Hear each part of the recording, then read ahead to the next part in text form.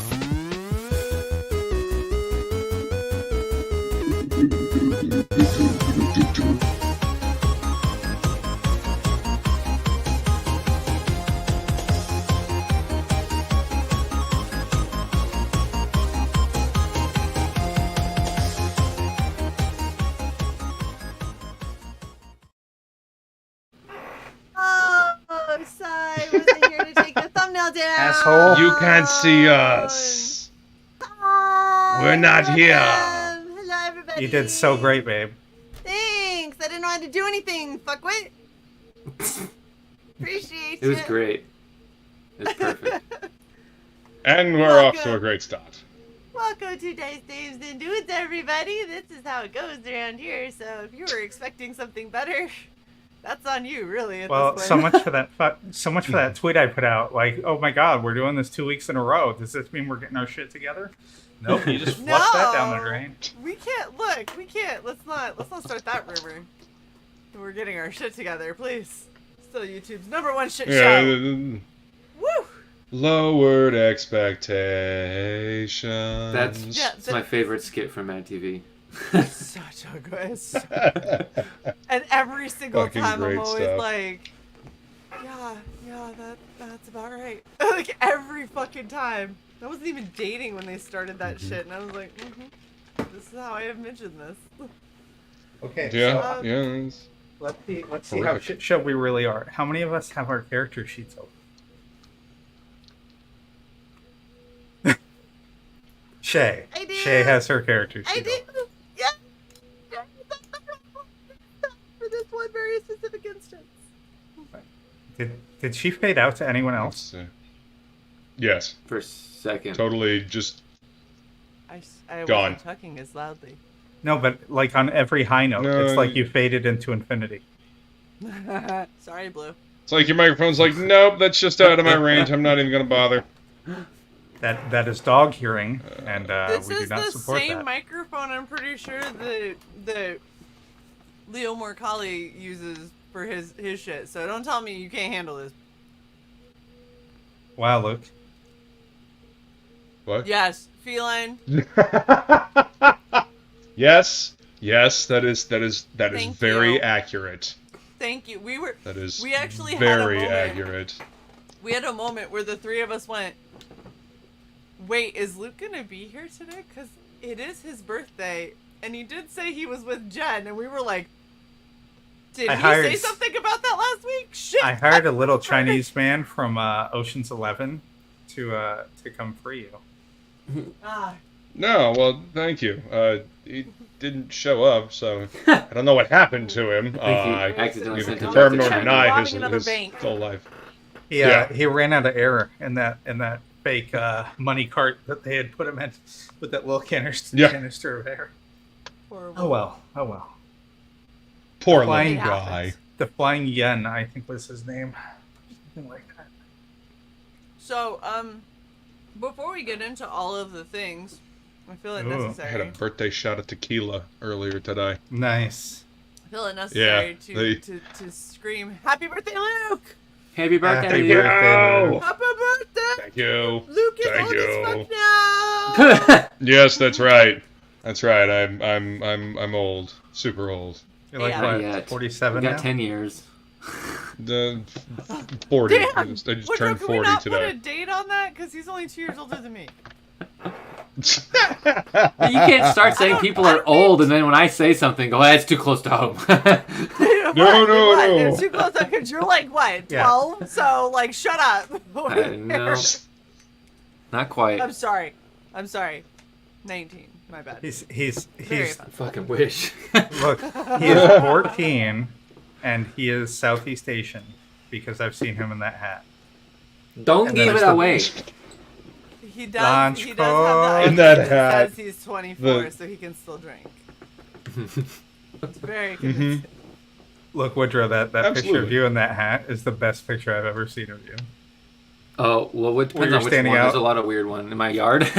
Yeah, where you're standing out in your yard amongst the vegetation and you're wearing that hat. You're like... Yeah, when you went to, Asia for the weekend. Yeah, it's a vibe. It's a whole vibe. I would trust you to tend the rice paddy. Welcome to the rice. Big responsibility. Fortunate son intensifies. Right. Then I'll just walk by you. Yes, now I have drugs, please. Oh, good idea. Yeah, you need to kick that aquarium. Yeah, absolutely. Gotta say hi to the aquarium while we can. But yet, we were at the Mexican restaurant today, and she told them that it was my birthday, and I wasn't expecting it. But no, they came over and they sang happy birthday to me in Spanish, and then plunked a double shot of tequila down in front of me. It was good too. Didn't happy fucking birthday stand a in chance. Spanish. What is that? Feliz Navidad. No, that's Merry Christmas, and I know that because it rhymes with my first name, and that was how they sing the song in junior high. Feliz Navidad. And they would do it in like fucking May. Like, it wouldn't even be close to Christmas. I'd be walking down, all of a sudden I'd hear Feliz Navidad. They would sing Feliz Navidad for Cinco de Mayo. That's just racially insensitive. Yeah. Happened a lot. Frog G, that's crazy. Hey, there's a John in the John. chat. What's up, John? OMG, Good to see you, man. Thank you very kindly, brother. I appreciate that. This whole stream is just gonna be people popping in and being like, "Happy birthday, Luke," and then leaving and be like, "Happy birthday!" Like, we're just gonna have to keep interrupting the campaign and be like, "I know you're about to kill something, but real quick, happy birthday!" I don't know why every time your voice goes up, you cut out. Let me just say this. The best way to say happy birthday to Luke is either the PayPal link in the description or the Super Chat option. Very best way. Yeah. Yep. Because Luke likes to help out his younger siblings. Younger, older siblings. I was going to say, am I Luke's younger sibling? According to you, you're 29. So. Oh, by the way, Shay, the other boobs came today. Oh, good. I'm glad that they How about my slightly smaller than I am sibling, and then my even more slightly smaller than I am other sibling? I don't know. I still say Shay is taller than you. That it was some kind of trickery. You're full of shit. You can't see anything from down there anyway. Accurate. You can't judge height from where you were. I heard that. That was so sympathetic. Aww. Feline, save me from this brute. Dan, we love you. That's why we're going to get you some platform shoes. I have amazing boots. I'm sure you do. Let me find that. Hold on. I'm going to go put them on right now. I'm looking for a picture, asshole. You don't need to do it again. I'm doing it again. Everyone knows you have them. What? We're all very proud of you. What are you even talking about? Your new rock boots. I'm looking for a picture of Luke and you and I, asshole. Oh, that picture you can't show. That is a good picture. Why are you constantly arguing when you don't even know what the fuck I'm doing? Because 90% of the time I know exactly what you're doing. It's almost like you're a woman. Oh. Yeah. Almost. Somebody's gonna get kicked. I know. Fucking asshole. Oh, that's such a good picture. It's such a better picture without the overlay. Shut up.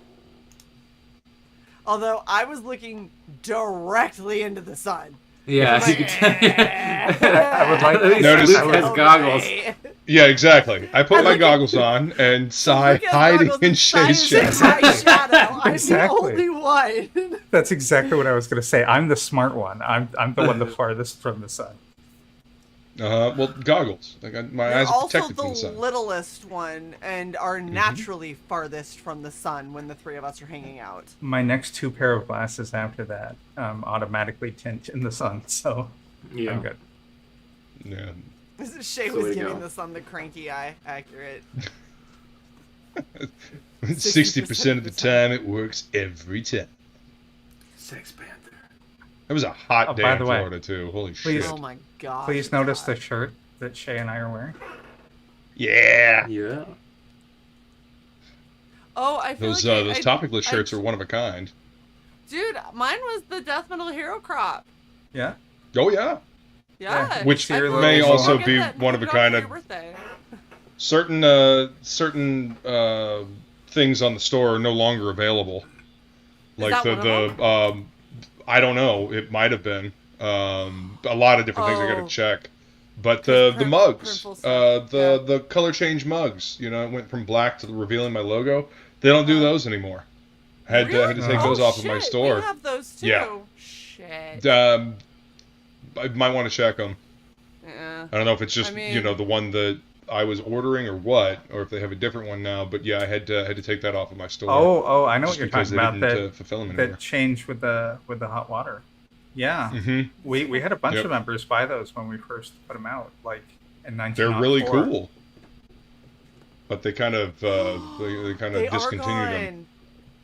Yep, they're gone. Yeah. Oh no. Oh, I actually had an order get held up because of that, and then canceled. So yeah, it was a big order too. Thank you, Woodrow. Oh, thank you, Frog G. I appreciate that. Yeah, go grab the merch. I'm gonna be adding more cool stuff to that store very soon. Got some Okay. ideas for shirts. Stop meandering. We're getting serious now. Serious, We're getting serious? serious Serious. face. Okay. Yeah, I mean we leveled last time. Yes. Oh, Yes, yeah, we I don't did. think I did anything with that. Yeah. So you hit the button. I mean, I see. I did. I did that. We all hit the button. I see it on Luke's. Mhm. Barbarian might not have something to choose. It might Hang just on. give you something. I can check that in a second after the recap. Feline! What is that static curl Got the movement feline behind? shirt. No, Feline it's- shirt. Yeah, that's the flying feline shirt. Yeah, the She's green screen like, was not. It flew in. Come on in. Oh, it flew back Well- out. Well, her name isn't Walking Feline. I mean, That's right. This is very It's true. mandatory. She has to make everything. All Yep, of her merch fly has in. to fly Flew in. in, because she's exactly. flying feline. we are dumb people. We're Hey. terrible. Okay, It- go, it's okay. go, Woodrow. I'm listening and getting drinks. Okay, so last As you time on should. Dice Dames and Dudes, the party was settling down after their close call with the hell unleashed on Terrace, but what they didn't know is that call was heard throughout the cosmos. Manos, reaching out to the abyss, seems to have set something into motion for entities beyond the deep ethereal. Bryn had a dream where she was almost devoured by a dragon, but was able to fend it off with the power of her axe. A mysterious figure calling himself Vasimir praised her performance and told her that her axe wanted something, and he could make it happen if she were to meet him in the Great Halls. Dis went into a trance while Bryn slept, only to be gated to the abyss by the Queen of Hatred herself, taunting Dis with her loss of freedom and possible loss of will.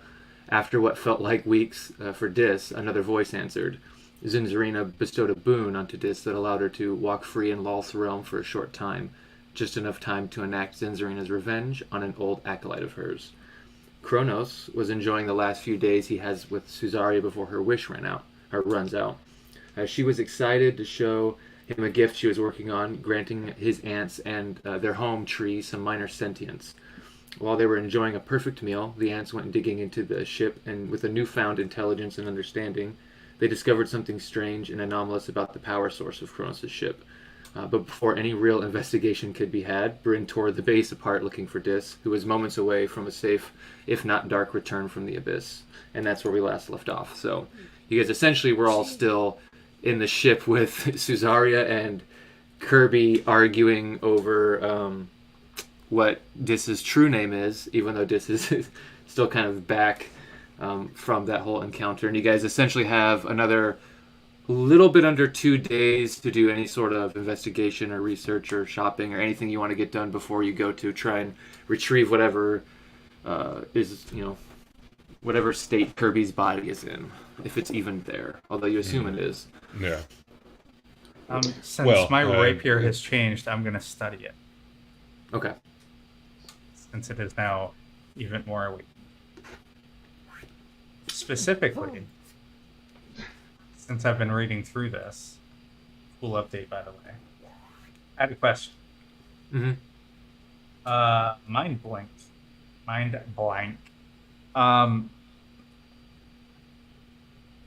Is that an actual spell that I can look up somewhere? Yeah, it is. It works. I think if I remember correctly, it might work a little differently. It might be like worded slightly differently than how the spell is based on the nature of how you use it, but it's essentially the same thing, and it's something. It's like an attribute you already get from the eye that you have inserted into your face. So you don't have to worry about like casting it on yourself ever. You already kind of have all those benefits. You. Yeah. So what I'm wondering about is the second sentence, third line of it, which says the spell even foils wish spells. So for the duration of casting that on, say, Suzaria, could I extend her stay? So no, because the wish is not affecting her mind in any way. It's not trying to take control of her or find her. It's kind of already happened. Look, I try to give you another day. That's a good thought. I mean, the spell wish is in the descriptor, but it's telling you that it protects against things that affect the mind specifically. So if someone made a wish that someone was their slave for a day, then this would block that part of the wish spell. Gotcha. Or if they wanted to try and make a wish that like they wasted a wish spell on like finding an entity that couldn't be found, and they thought a wish would do it, and it had this sort of protection, it would be a completely wasted wish spell. Oh, that's how powerful Mind Blank is. Wow. Yeah. Yeah. Until the spell ends, one willing creature you touch is immune to psychic damage, immune to any effect that would sense its emotions or read its thoughts, divination spells, and being charmed.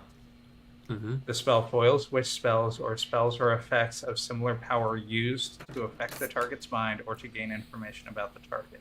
So basically, this is like a Manos cock block right here.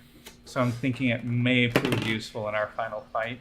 I may be thinking about using it. You just totally faded out. Yeah, you kind of like mumbled the last little bit. Yeah. Well, I didn't want to tell Woodrow. Maybe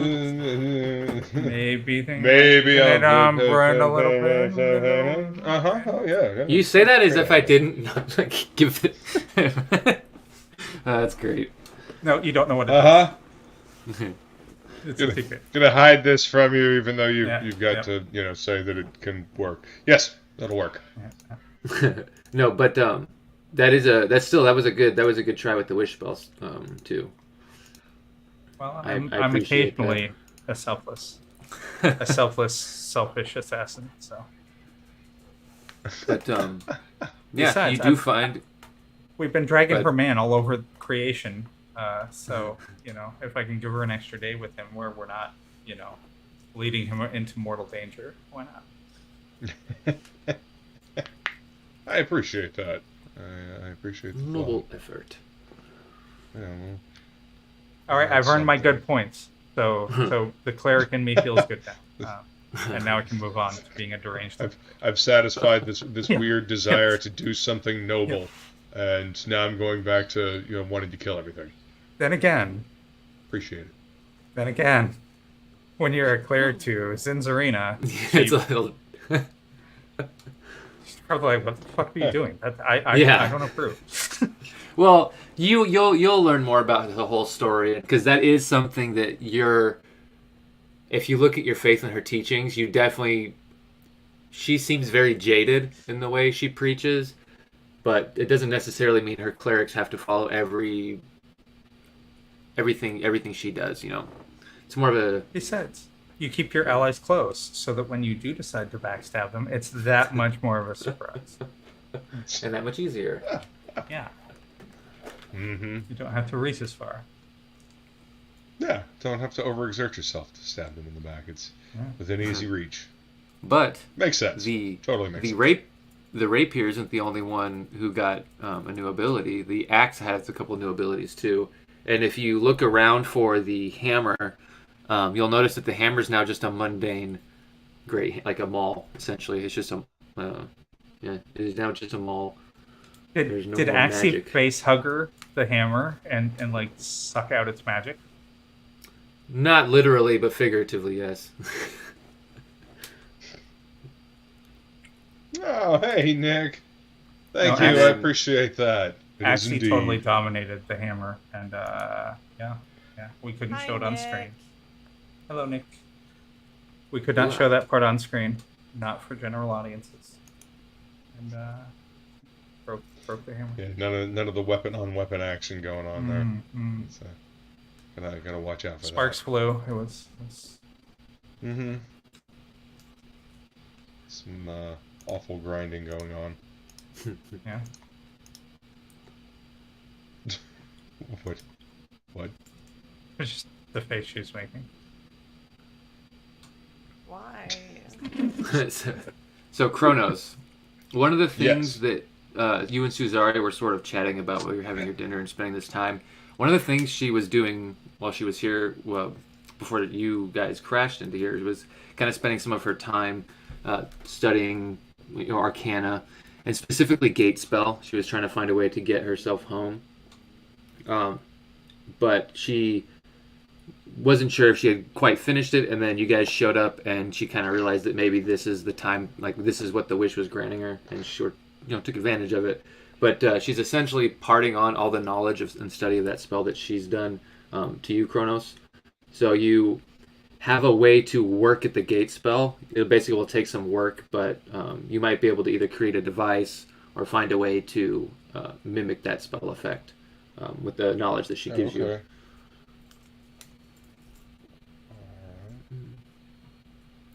And also, the Hive entity is now taken to calling itself Colin, and like a colony.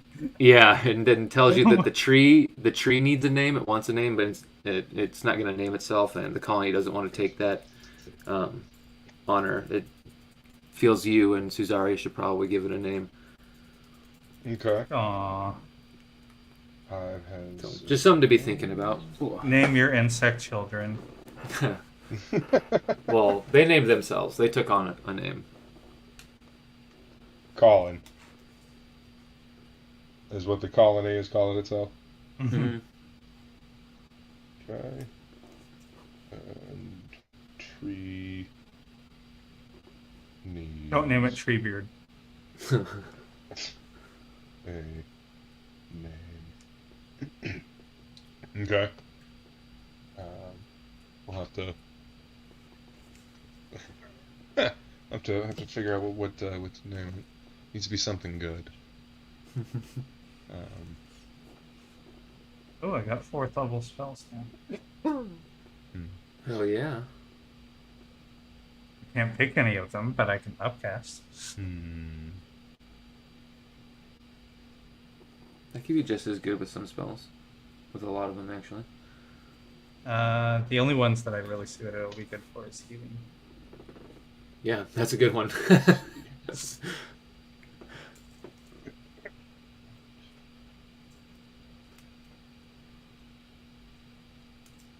Do you not have any damage dealing spells?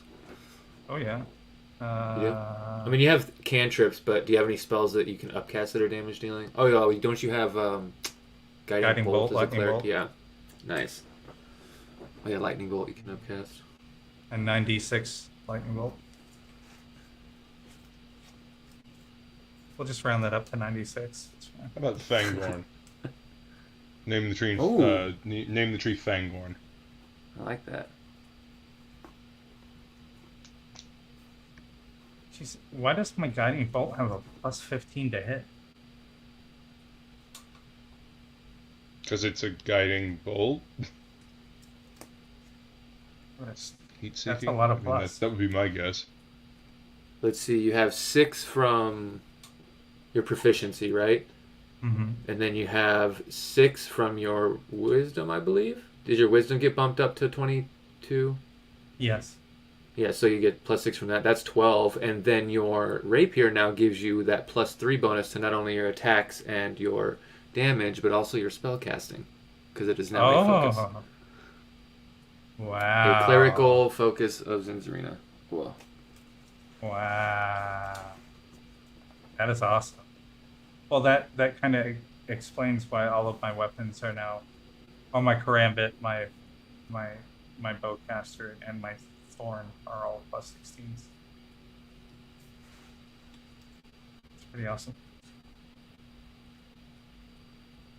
Like, I didn't mean to do that. Stop looking at your sheet. I was looking at my sheet as well. That reminds me, I need to get rid of this laser rifle, so I'm gonna go just put it in there. Which laser rifle? The one that's actually just labeled laser rifle and is white on my character sheet. Yeah, we don't need this anymore. Unequip that, and I'm gonna delete it from my character sheet. Because I have the 50 cal, and I have the disc rifle. And then you have your freaking Darkwood caster that's on your power armor. So. Yeah, the Dark Sanguine bowcaster, the disc rifle, and the slug thrower. Mm-hmm. And I have the laser pistol in that little compartment on my armor. It's like my holdout blaster. Yeah. You could pretend to give up all your weapons and then still have that one little one and do your whole freaking assassin sneak attack, cleric vulnerability and still kill someone with a little tiny pistol. Yeah. Speaking of which, Bryn. While Kronos is busy playing with his wood and spending time with Cesaria, your tree. Just named the tree Jackass. You named the tree Jackass? That's amazing. No, I named you Jackass. I already had it. You named the dog Indiana. We need to do some tattoos. So that, just in case with the weapons, they can be summoned. Okay. I think I had a lockpick tattooed on. Mm-hmm. I'm pretty sure you got the I thought you got the weapons tattooed on you already. Like your weapons. I just want to state it for the record. I thought I did too, but I don't Yeah. remember actually really ever telling you that or Shay rolling for it. No, I think she did. It's just been so long ago that I don't think we remember, or like you remember. I kind of remember you asking you where you wanted them tattooed on you. Okay. Before we did the little skill challenge. And that was also kind of a side reference to the fact that someone told Brent to keep practicing her tattoos. Oh, there's more of that coming up. Why do you keep getting so quiet? Oh, because I'm looking down and my microphone is now above me. Being a douche? Gotcha. Understood. Is this better? Yes. Leo, yeah, now it's literally right in front of my face.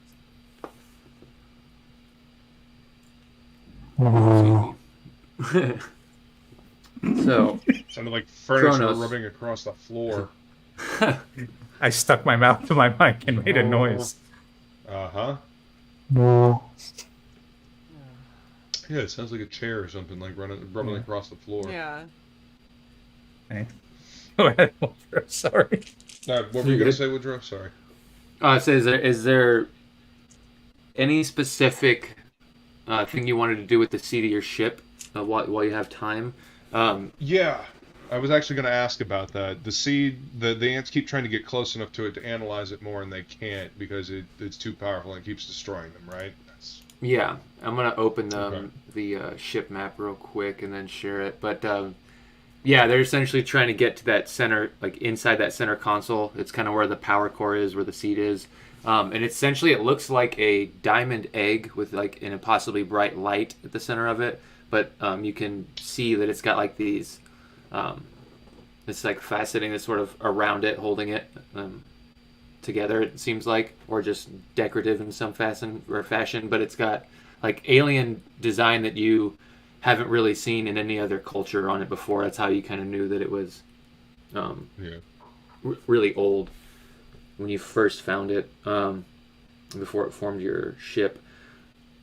Essentially, coming in contact with it or getting close to it, you take damage. And it's not what the ants are talking about. Like when you go through your ship and you try to look in the systems for information on what they're talking about specifically, nothing matches up. It seems to be something powerful essentially locked in the diamond, similar to like how you've seen souls trapped in gems or magic jars and stuff like that. Kind of, it's a similar type vibe when you're around it, but it is different. Pulling it out of the container that it's in and being close to it essentially causes damage. You're able to get it into this container before, but you know pulling it out is going to be rough. You had to like essentially shield yourself with an insane, like an Iron Man suit to work with this thing before. Yeah. However you want to try and penetrate it or get in there, you can think about that and let me know. Your verbiage is killing me, man. When you pull it out, So- you're gonna take damage. However you want to penetrate is. Uh-huh. Hmm. Just weighing my options here. Like you said, just wang your options. Just You do- weighing you- my options you here. do have you do have a pair of utensils that you didn't have before when you found this thing, which was those goggles. Oh yeah. Let's go ahead and take a look at the seed with the goggles and see if there's anything that I see inside of it. So inside you can see what's similar to a soul orb, because you've seen like Kirby, Johnny, and these other soul orbs, will-o-wisps, things like that. Right. It's kind of similar to that, but what's radiating out of the gem is that the light is sort of blocked with the goggles, but you can see these sort of like fire-like lines that sort of extend out of the egg and whip around and lash, but they don't just extend out into whatever plane they're on. You can see they kind of break the veil and go into the ethereal a ways. You've heard of astral threads before because you've talked to people you've done astral projection and you've studied magic a little bit. You understand kind of what that thread is. Yeah. This seems to be something like that in terms of how far it extends, because you can only see so far into the ethereal, and these extend past the sight you have with true sight. Okay. But you think that that's where it And what- pulls the potential to do what it does, to create, to build. Yeah.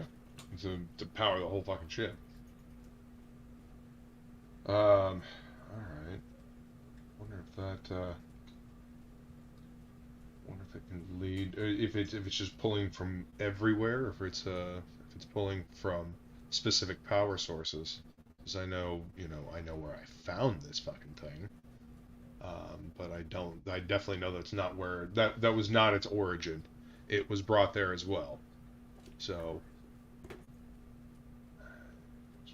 yeah, it's extending into the ethereal and pulling from something in there or further beyond. Because there's the ethereal, and there's something that's referred to as the deep, and then the astral, if you're talking about like the outer planes. So theoretically, if it's going to the outer planes, it should be able to pull us out of this pseudo reality that we're in, correct? It's possible if you can figure out the nature of it. Right now, it's just raw potential. That's very dangerous, but seems to have some kind of will of its own because it built your ship, but it built your ship based on what you thought you wanted. But it kind of give me an insight check.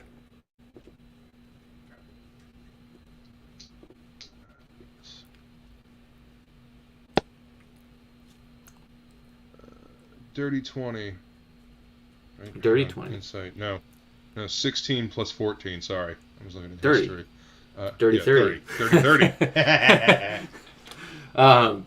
So with that is perfect. With the way it's moving, at first it looked kind of erratic, and like I said, you kind of thought that it was tapping into something of yours, because when you found it, there was like this connection, right? Like sort of like fate had brought you here to find this thing to get you out of whatever situation you were in when it built the ship and all of that. And the more you think about that, you start to think that, well, the ship was kind of taking you places, right? You weren't really kind of you didn't know what you were doing at first. You kind of learned how to ride the wave through osmosis, right? And you're starting Anywhere to realize was better than where I was at. Yeah, you're starting to realize that this thing was probably pulling you or taking you somewhere. Similar to other magic items, they have wills of their own. There's a possibility you might be able to attune to this, and that's why maybe it's destroying and hurting other things, and it doesn't seem to have maybe the same effect on you as it has on others. So maybe you might be able to get a little closer to it than other entities. Well, I mean, I also have my crystalline form if I really need to get up close to it. I mean, I should be okay, right? Mm-hmm. Yeah, as long your body will be completely protected from damage. Your body will be fine. That is very comforting. However, my mind, might be fractured into a million pieces. Yeah. Up for grabs. Can I use my new ability?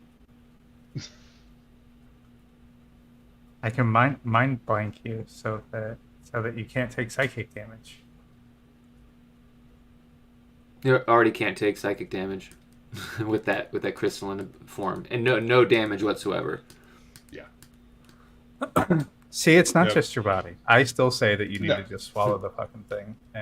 No, I'm not going to swallow the thing. I think I'm going to pop the armor, and I think I'm going to go try to talk to it.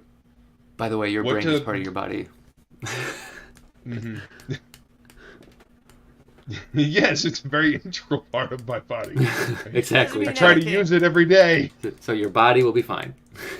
Yeah. Your mind doesn't mean anything. Woodrow's lying. He's just trying to give you false security. Yep. I agree. He's sneaky. What did the ants want me to look for? Did they have anything specific that they're seeking? No. So it's anomalous to them. They're trying because they like to figure things out, and they don't understand how this thing is powering or doing what it's doing, so they keep trying to dig deeper and deeper to figure it out, but it keeps leading to them to this anomaly that is the seed. And they want to know because of curiosity. That's why you brought them on the ship. That's what they've been doing this whole time. Is just figuring things out and kind of doing stuff. But you don't think that there's really anything more than that in terms of what they want you to do with it. They just kind of want to know, but they also think that it's important, and they think if it's running and powering your ship, you should know the ins and outs of it. No, I agree. If just up until this point, haven't had the ability to study it in depth, and I certainly haven't had a super intelligent hive of ants to help me. I guess I'll go ahead and pop my armor, and I'll go try to remove it from the. Do Okay. we have is there a container that I need to put it in order to analyze it more, or can I just analyze it?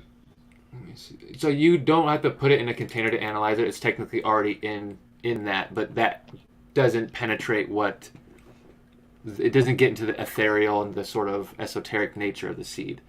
It's just converting power into what's running the ship and all of the stuff that's and goes along with the technology of the ship. They're trying to go beyond that point. So you can try to tune with it. It just means you have to essentially take it out of the protective case. You have popped your armor, so the damage will not affect you per the way rules work. So you can do that if you want. And essentially, the way it's in the protective case that you then slide into the center console that's in the middle of your ship, where the big sort of hologram like map is. And so you can essentially pull it out from there, and then pull it out again and have it like in your hand, sort of like the whatever are they control rods, whatever they are called, the uranium rods, and like a. Oh yeah, I gotcha. You know, before I get all this started, I'll ask Cesaria to just keep an eye outside of the the safe zone, to make sure that I don't explode, just suddenly incinerate, just anything. So just somebody to keep an eye on me in case something goes sideways. That's all. Okay. So yeah, she'll give out the warning to everyone yes. as you begin to start poking and prodding this thing. So go ahead and give me... I mean, I feel like that's fair to everybody. Hey, he's fucking with the engine of his ship. Oh, fuck. Run! Yeah. Can we actually detach your ship from my ship and move it to its own corner before... I mean, let's be sensible here for a moment. Uh-huh. All right. So if you want, you can eject. You can remove. The tree, the ants. They can all move now. They can all walk off and deboard. You can remove your cat, and it can just be you on there with Cesaria if that's what you want. I'm just picturing me sitting in the cockpit of my own ship and just hitting a button and watching little shoot out the back of my ship. Jettison. My ship is pooping him out. But you can totally just evac and drive a little ways out from the base. However you want to take precautions, it's totally fine. I was just... I just wanted Cesaria to watch my back while I did this. I didn't think it was going to, go nuclear inside the ship. But if it will make Dis feel better, I will move my ship outside of theirs. I hedge my bets. Sometimes I Leroy. Sometimes I Leroy. So the times when I'm not Leroying, I like to hedge my bets. You can't just you can't Leroy all the time. Got to have a balance, even if it's one extreme to another. Yeah, exactly. Gotcha. Yeah, totally. Yeah. Okay, so all right. So while move the van. You're out a little ways away from the rebel base, out in space with Cesaria. Just you guys on the ship. You essentially take the seed out of its out of the core, and then you take it out of its protective layer. And Cesaria's back far enough. She's just essentially like guarding her face from the bright light. She's not within the damage radius. You are, and you can kind of feel it like smash, like the force of the energy, because it is like force damage. It's essentially like knocking in against your crystalline form, and you can kind of feel it like force, like at a dentist, right, where you're numb, but you can feel the pressure, and then it's having no effect on you. You can try to attune to this if you want. Just give me a charisma check. Or a charisma saving throw, sorry. You get your saving throw in this, not a check. Saving throw. I think yours is like a plus 10 or some shit. Plus 11. Nice. As a bard, yeah. 18 plus 11, so... Ooh. Okay. Roll a d4. Roll a d4. I blessed you. Oh, all right.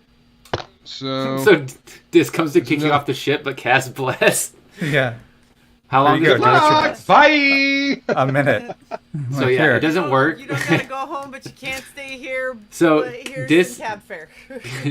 Dis casts bless, but after a minute later it's gone, so you don't get the D4. But I can assure you, a 29, I think is what you got.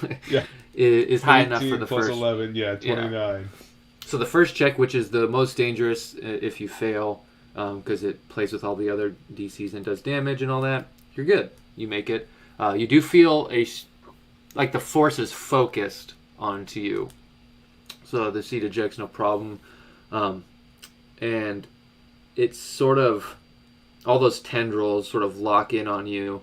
And you can feel that they do penetrate the armor because they can go into the ethereal. And they sort of almost connect to your soul, maybe, but they're in your consciousness. It's in all these visions and flashes of different distant places are sort of like smashing through your mind. So you've effectively connected to this without letting the images destroy your mind. So Dish, you were right. I was trying to give a false sense of security. Because it doesn't have to do damage, but it can stun you and paralyze you and make you comatose. There's all kinds of things that are damage. It can charm you. It can... I knew it was wrong to trust Woodrow. Anyway, so you can pat yourself on the back. When the DM says we'll start with you, profuse sweating. Yeah. So you can feel the no, just one person. Now you can feel the connection is made, and it's sort of locked in. And it's basically trying to share equally with you and take from you and sort of all this stuff, but it's happening in such a immense fashion and all at once. It's overwhelming for a mortal mind. You seem to be holding together at the moment. So go ahead and give me another charisma saving throw for the second one in this skill challenge. And that's a 17 plus 11. Oh, okay. Plus 11. So And 28. That's plus 5 or more. So that is good. So as you're sort of looking through, you are trying to get as much information out of this as you can. You're trying to find something that would either tell you the more of the origin about the seed or anything about all the events you've been through, because it's empathically connected to you. So it's sort of matching your wavelength here for a moment, and it starts to show you stuff that you don't at first understand, but you see a laboratory and you see there's a species of people working in a lab, but it's so overwhelming you can't really make out features. It's almost humans, no, they're definitely not humans, but it's just some kind of humanoid species that you can't make out. And they're building some kind of drone or some machine, and you get a glimpse of a terminal and this code, and you can see that it's the Manos code, but it seems to be different. There doesn't seem to be the corrupt, like fractured nature that you've come so accustomed to. Maybe like a alpha version or something. You see this race sort of celebrating in a laboratory as this, what looks like a gate is open, and they see the drone that they've made go through, and then just continuing to celebrate. The portal closes and it opens again almost immediately, and everyone kind of stops shocked and looks back, and the drone comes back through, this time completely smoking. And you've seen this effect before on, like when Dis came back from the abyss. You could smell the sulfur on them, and you could see every now and then sort of like the heat still washing off them as they are adjusting to the normal realm, or well, as normal as your realm is. Right. You see that they hook it up to a computer. You can see the code again, and it's all broken and fractured. You can see a flash of the same lab, but it's as if a tornado of violence has cut through. There's blood-painted terminals that glow an eerie red. The glow sort of reveals a room of mauled bodies resting in piles of their own innards, just strewn everywhere. You get a flash of a demonic war spilling out into the multiverse before you can feel your mind kind of start to pull back or flex under the images you're being shown, because they're coming at you very rapid now, almost like it's trying to show you everything at once. You can see doom just washing over an entire reality. I need you to make me another charisma saving throw.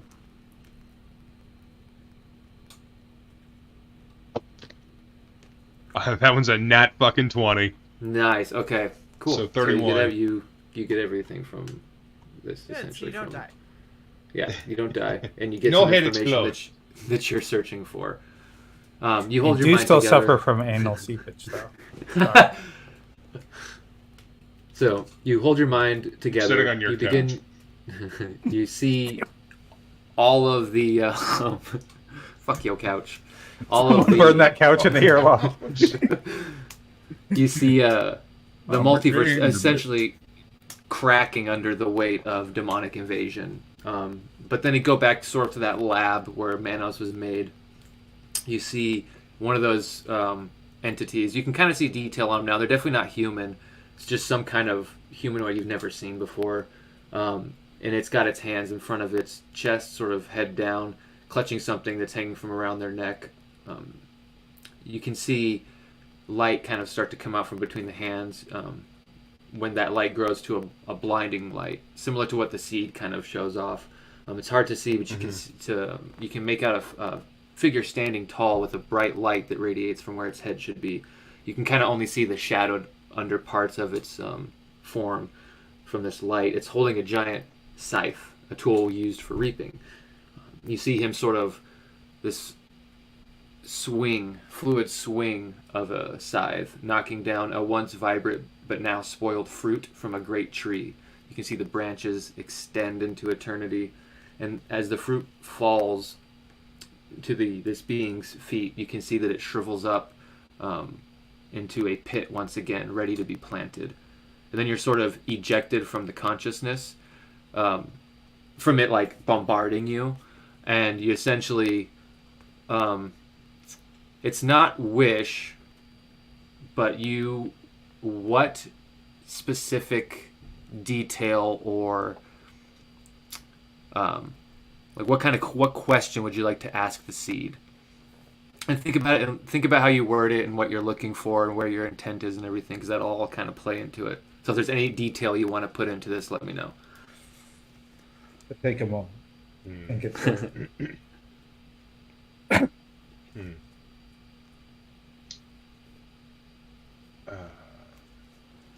No pressure.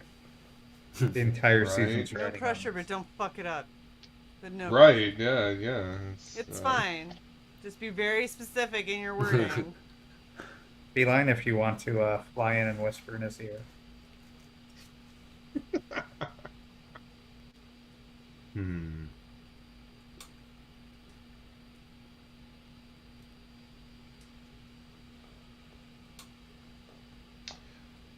I want to ask it if it can show me how to navigate the multiverse like it does.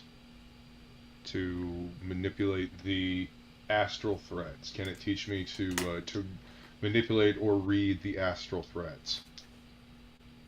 So you want to be able to be like navigate the planar landscape like a planar sailor? Yes. Okay. Well, I just want to make sure that's what you're asking. I don't want to assume. Yeah. That's what I'm going for. You know, I want to be able to access it.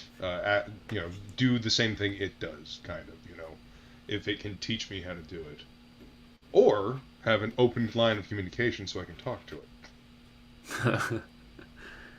One or the other. You know. One or the other. Go ahead and give me a charisma, not a charisma saving roll, but just a charisma check. Just roll a d20 and add your charisma to it.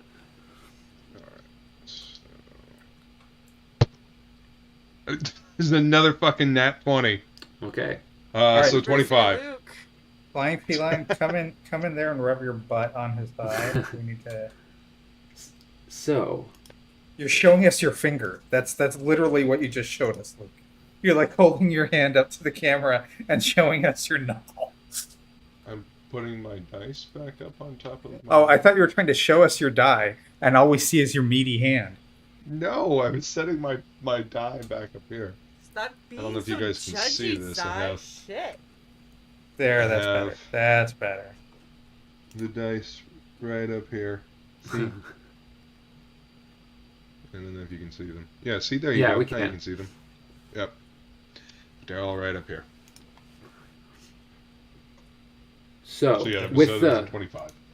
With that, you get the sense this seed is essentially a collapsed. You know, I've referred to multiverse as a bunch of little bubbles. Like each universe is a bubble, essentially, like a wide sea of them. This is essentially one of them being collapsed and ready to be expanded again. It doesn't really. It can show you the makeup of the planar landscape, but it doesn't know exactly where it's going or how to navigate them super well. That's why it's been sort of using you in the ship to try and find where it wants to go. It's essentially looking for a coordinate that it doesn't know, so it can be replanted, and that universe can be restored. Give me an Arcana check.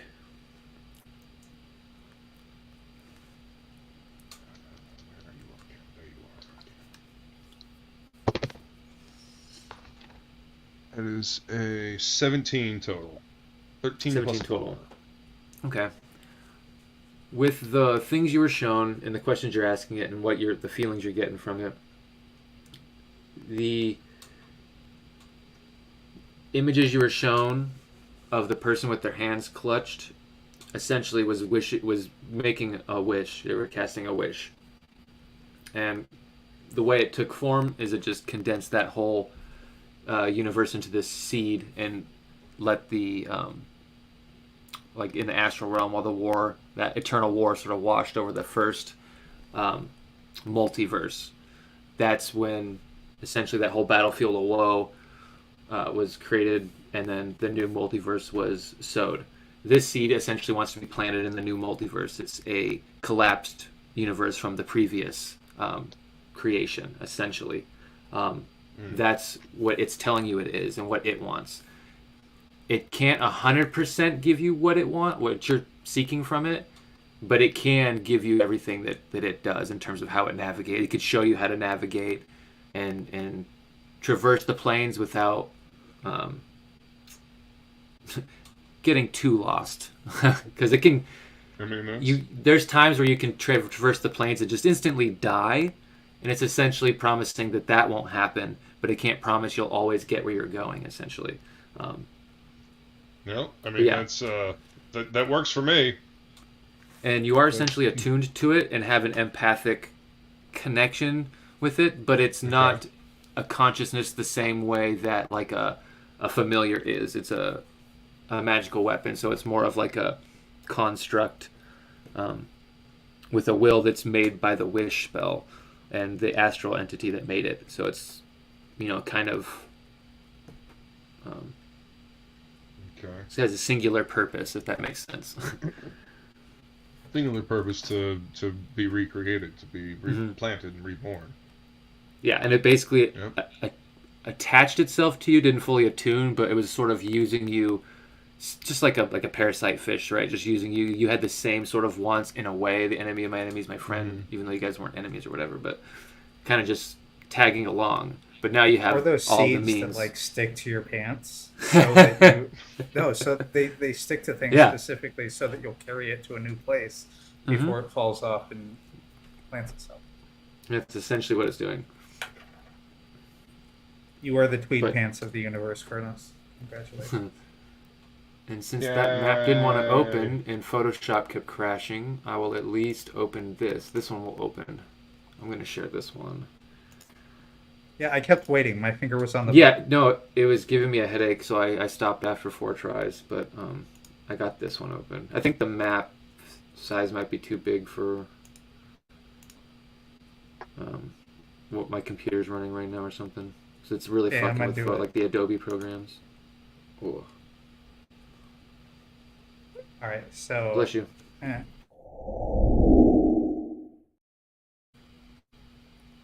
did it. Well done. It took a second before it displayed. But... So you essentially get a mental image of something like this. You can get that the number 9 and 3 is playing a specific, like a significant factor in it, and all of these planes they're constantly moving and shifting. They're not in a stationary place like this. This is just so you can kind of mentally navigate, if that makes sense. Because things do shift and move. Sure. Now, you showed this to us a while ago. What are all the dark ashes under? So you're talking about down here, these low ones. This is the lower layers of the abyss. You were on one of them. I can't remember which one Lolth resides in. But yeah, you were in one of these layers down here. And then the seed is calibrating itself. You can see it's with the empathic or the connection you have now. It's telling you that it's been trying to sort of find where you guys came ever since you crashed into this demiplane with this Manos Prime and everything. But it's been trying to hide itself because it lets you know that with the visions you saw that Manos is what destroyed the original or the last creation. When the creation essentially was almost done and kind of siphoned to the battlefield of endless woe, there was fragments of Manos that were sort of left behind, similar to the seed, that got sort of spread out in the new creation. And then Steve, in one of the in a lot of the multiverses, came across fractures of the Manos and started fucking with it, and it was the catalyst for the new multiverse collapsing in on itself. So, damn it, Steve. Manos is corruption. The 66th layer of the chaotic evil aligned plane of existence, known as the infinite layers of the abyss. Yeah, no, I'm not going by demon D&D web lore, though. Yeah. There's like a billion layers of the abyss in that, and I'm not going to go through all of that shit. You get the idea. And plus, this isn't the reality of D&D. This is a reality that D&D is part of. So entities in this are created by belief, and just the fact that Lolth shows up in so many different multiverses for people playing her as an enemy or whatever. Yeah. People put so much belief behind her as an entity, and what she does is spread throughout the multiverse. She was able to creep in along with some of the D&D stuff. Nice. But it's not all here, so that's why it's not the exact D&D lore, but there's some of it here. Yeah. I understand. But she's down here. I think it is like the 7th or 6th layer. It's the layer of hate. So, whichever one that's the layer I live on. Well, that's where Zinzarina is currently. And then it gives you a little beacon once it calibrates and tells you best estimation. You are here. Man, I love those boards. Seriously, that's always super helpful. Wait, seriously. Are we on the gray part or the green part, or just outside? The purple. That little purple circle. Dot thing. Yeah, that little purple circle. You're in the ethereal plane currently, adrift in the close to the material universe. Yeah, close to the abyss, because that's where Manos was trying to pull you to. You guys had always assumed he was trying to pull you to the multiverse, but he was actually trying to go to the lower realms first. So the position you guys, this demiplane ended up in, is below the multiverse, kind of adjacent or just above the shadow of the underworld, close to the lower realms of the abyss. So it's kind of in a very bad place.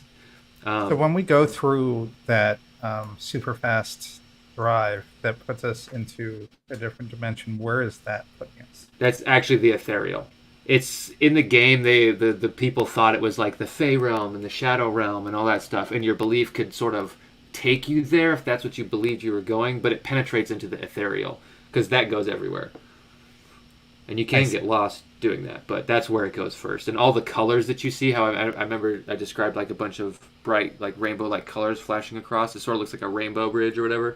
That's because in the ethereal, once you get there, it kind of like there's no color, but once you get to the deep part that goes into the astral, it's just like a prismatic wall of color, and you kind of like scrape along that when you're doing the that sort of jumping or whatever you want to call it, the faster than light travel.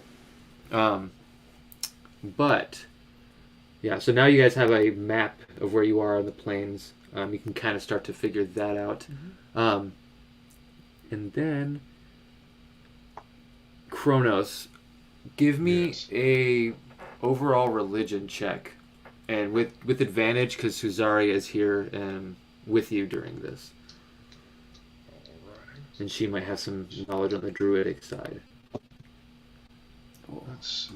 The first one's a 15, and the second one is a 7. We will take the 15 plus 4, so that's a 19 for religion. 19. Okay. The nature of demiplanes is very strange, but you're with the connection to the seed, you're trying to understand like how it was formed, and you get that it's the raw potential of the ethereal that forms it and its will, but you don't think Manos alone could have formed it, at least because it takes deities to do this, and he did this before he made contact with the lower realms. So with that in mind, you think that there might be a very powerful will or entity in the quote-unquote gameverse, the demiplane you're in, that is actually sort of shaping it and forming it, and Manos may be informing it. There may be more than him in terms of the structure, and if he's not controlling it, you might be able Is he a to... puppet? No, he's not a puppet. He's Okay. poking and prodding at something else. Possibly some other form of great will that he's manipulating or has him, dominated in some way that he's using as sort of a power source to keep this demiplane open and If it's a source of great will, it's not Steve. yeah, it's definitely not your Kirby, no. Yeah, that's what I was going with. And plus, this was open before that Kirby Steve got here, so That's true. probably not him. But Kirby has been going through some of the games. He hasn't had a lot of time ever since the whole disc thing popped up the last episode.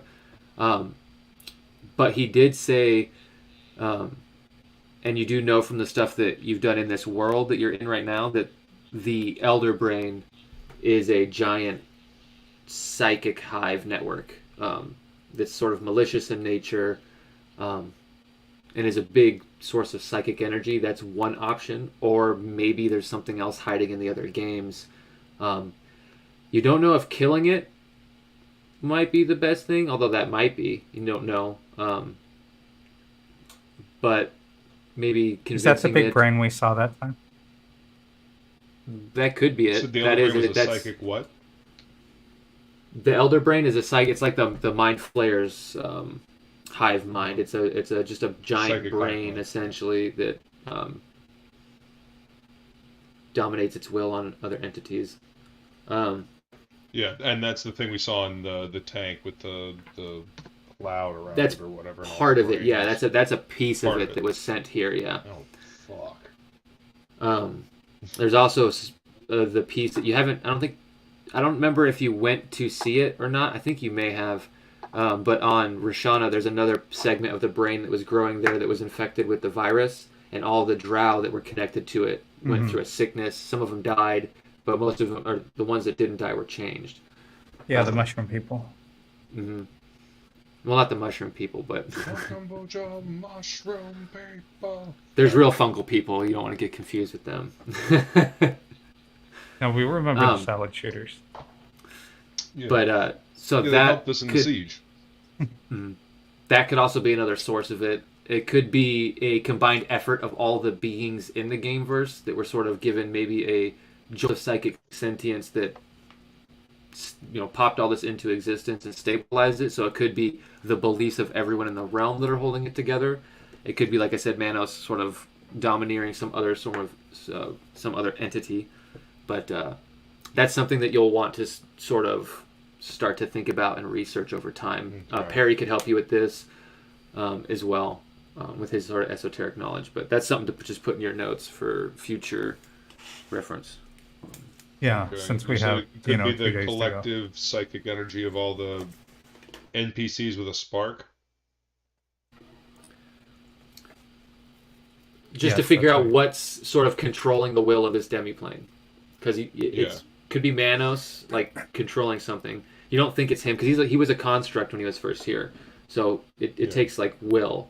And there was some kind of spark that opened all this, and somehow it's remaining stable. It's Bryn. Yeah. Okay. It's Skiggle. What is keeping Maybe. the pocket plane open? Is there lint in the pocket plane? Do we have a Franklin Richards at work here? But you do know, with the check you made and the nature of the planes, that once something has asserted its will over a demiplane, it can essentially shape it and affect the nature of reality however it wants. So, something to think of. It might be another possible way out of here. That's exactly what I was thinking. Yep. We can figure out the will that's controlling it, then we can just will it to open a way for us to get the fuck out of here before it collapses around us. We got to bring the people with us that we said we'd bring with us. Well, of course. Mm-hmm. Then again, your ship is a TARDIS, so. Yes. That is one way to look at it, I suppose. Yeah, everyone on the base to start welding together bunk beds. Well, the good news is traveling through a gate is much easier than digitizing yourself, so... Yeah, just ask that part of a temple that we lost. Right. I mean, we almost died, trying to go from... Get off that frozen asteroid, yeah. Yeah. So, while Kronos is doing that, there's been a lot of stuff that's happened. Yes. I'm actually looking forward to going back and watching from the beginning again. There's a handy playlist for that. There is indeed. I appreciate you keeping it updated, by the way. This one's already on it. And in the proper order, too. That's super helpful. Well, there's a button I can hit because I subscribe to TubeBuddy. So it will organize my playlist however I want. Oh. Just at the touch of a button. Fancy. Yeah. Well, that's super fancy. So, Bryn, while this is all going on outside of the Rebel base, you are approached by or contacted by Stellar, who actually wants to play a game of pool with you in the lounge in the base. Do you accept? Sure, I like pool. She says she wants to discuss a new tattoo design with you and wants to see how you feel about being the one who does it, because she's trying to decide whether she wants this. The tattoo people were was a wood elf and a orc. Are you talking about the people who taught Bryn, or do you mean? Yeah, because I thought they were here too. They are, but they're two dudes. They're a wood elf and a orc. They're actually so. If Bryn follows Stellar into the main hall or wherever where she's going to play pool, you can see that Ratham and I think his name was Izix or Ivix or something. They're on the two game consoles. They're playing a game called Einhander that Kirby had in his stash. Kirby's out there too. He's playing Moonwalker, Michael Jackson's Moonwalker.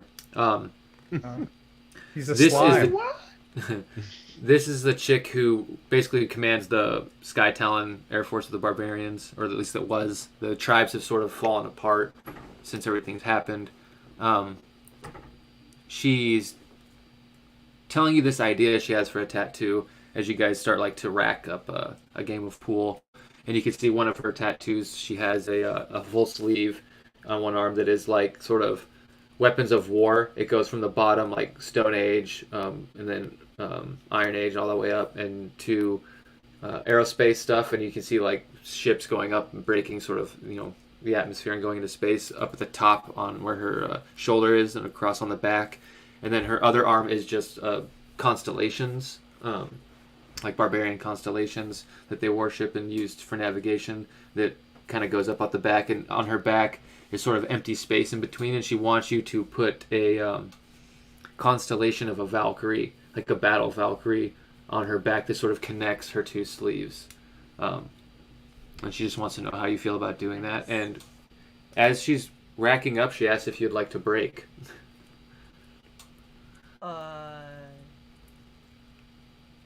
Yeah, why not? We'll try.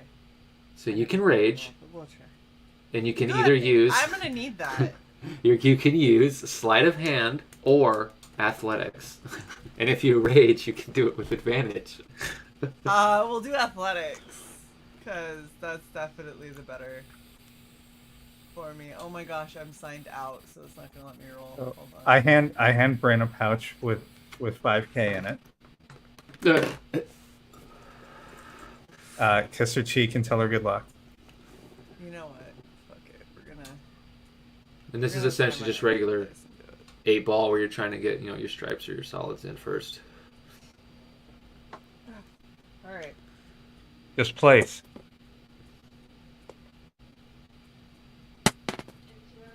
That was better. That sound. It's really loud, right? So I got a 14 plus 10, so 24. 24. Okay.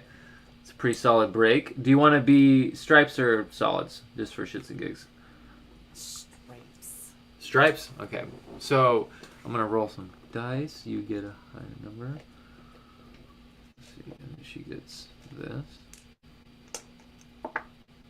Okay. Nice. So with that break, you knock in 6 of your stripes. And Damn. you get 3 of her solids, but you hit it so fucking hard that essentially a lot of the balls on the table find their holes.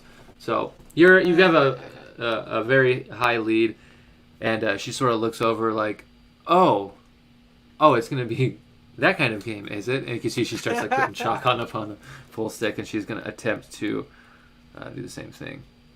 I'm sure it'll be fine, and I don't regret this at all. I start cheering in the background and doing cantrip fireworks. She can't use athletics for this because athletics is just like a perk for breaking on the break. You can get blot out, but she's going to go her sleight of hand check, and she. Okay, so that's a 17. Go ahead, Bryn. If you could give me a sleight of hand check. This is for technically your next shot after the break. See if you give her any shots. 14. 14. Okay. Oh wait, do I still have advantage? No, this is sleight of hand, so you don't get advantage on this for raging. Okay. I didn't think so. I wanted to make sure. Can I give her my bonus on sleight of hand? No. Oh, sorry, what was it total for sleight of hand? 14. 14. Okay, so that is good. Okay. So for the first game, you managed to sort of mop up after the break, sort of break all the balls, kind of go in. You get a couple of hers in. She like, okay. With a 14, you sort of get a few more in. You give her a chance to shoot a few in. Maybe you're just being a little nice, giving her a chance to play. Or you're getting lucky. You're not really sure. It's not really a game you've ever played, but you get the point of it. And you sort of win the first round, and she begins with her conversation about the tattoo, and she's talking about the Valkyrie and how she kind of misses constant battle, and she's a little off with the whole waiting around a lot lately. And you get a sense it's just you've felt the same feeling before too. You understand where she's coming from, and she's goes into talking about the tribe and how she regrets that everyone has sort of split and gone their own ways, and she wants to do a celebratory hunt on Terrace at some point, not right this minute, but at some point she wants to try and gather everyone after this assault on Imena, to try and just do like a tribal hunt and sort of gather everyone together before they essentially want to sign up for the rebellion. And one of the things she mentions is a new rites ritual, like tribal rites. She wants to form a new tribe, and sort of bring everyone under one banner instead of having like the headhunters and the sky talons and all these little pieces of these mostly gone tribes. She wants to just reform, rinse and repeat. And she brings you in on the invitation and wants to let you know that your friends are also welcome at any point if they want to come along for the hunt. But she would like you to think about any names for it that come to mind during the battle or after the battle. She's taking essentially ideas from everyone and trying to figure out what she can christen the new tribe as when the hunt is done and everyone essentially has their celebratory supper. She gives you that, and if you want to do the tattoo, we could do that now, or we could do it at some other point. It's up to you. I'll do the tattoo. Okay. So, after the few games of pool, with your rolls, you seem to be getting the better of her. Similar to when you played Kirby in Joust, except she's not getting butt hurt. She's taking it well. She's not a sore loser like Kirby. And eventually, Ravix and the orc, I can't remember what his name is, but or Itham and Ravix, that's what it was. They get some of their supplies ready and clean up the space because they want to sit at the table with you and watch you tattoo. Since they're the ones who taught you, they want to see how far you've come, and so they start to get everything ready. Go ahead and give me the first tattooing check. It is scroll at to the bottom of your skills. I made an actual skill for it. Hey Woodrow, do I have a spell that assists in skill checks, or is that just a feat that only applies to me? Does guidance, or is guidance only attacks and saves? Let me find. Because this is technically an ability check. If anything that gives to ability checks, it would give to this. I don't even see guidance on my sheet anymore. Really? Really? Oh, there it is. That's okay. a cantrip. I say it should be a cantrip, yeah. That's why, because I'm used to seeing things repeated. Ability check. Oh yeah, so yeah, you could guidance this if you would like to be here for it. Okay. Which would be better, guidance or just assisting her with my tattoo skill? Technically, you can do both if you want to prep the area and get her stuff ready and kind of be like her right hand woman. I shall Scalpel. assist thee. What does that do for me? Gives you advantage, and I think a D4 also. Yeah. And that was pretty... Holy shit! Roll that when you're doing mine later. So nope, you'll get the 3 or the 5, one or the other. She rolled a 37. I rolled the first time, and then I rolled a 37. Well, I mean, I was just looking at what the numbers said on the fucking website. That's the best tattoo ever. Yeah, that on the first check is well more than +5 than what you needed. And everything, you lay down everything really well. And you get the sense that with how well you've done on the start, that the rest of this is going to be cake. You get the first little bit done well. Go ahead and give me one more check. With the 37, I'm going to take off the last one unless you somehow completely fuck this one up.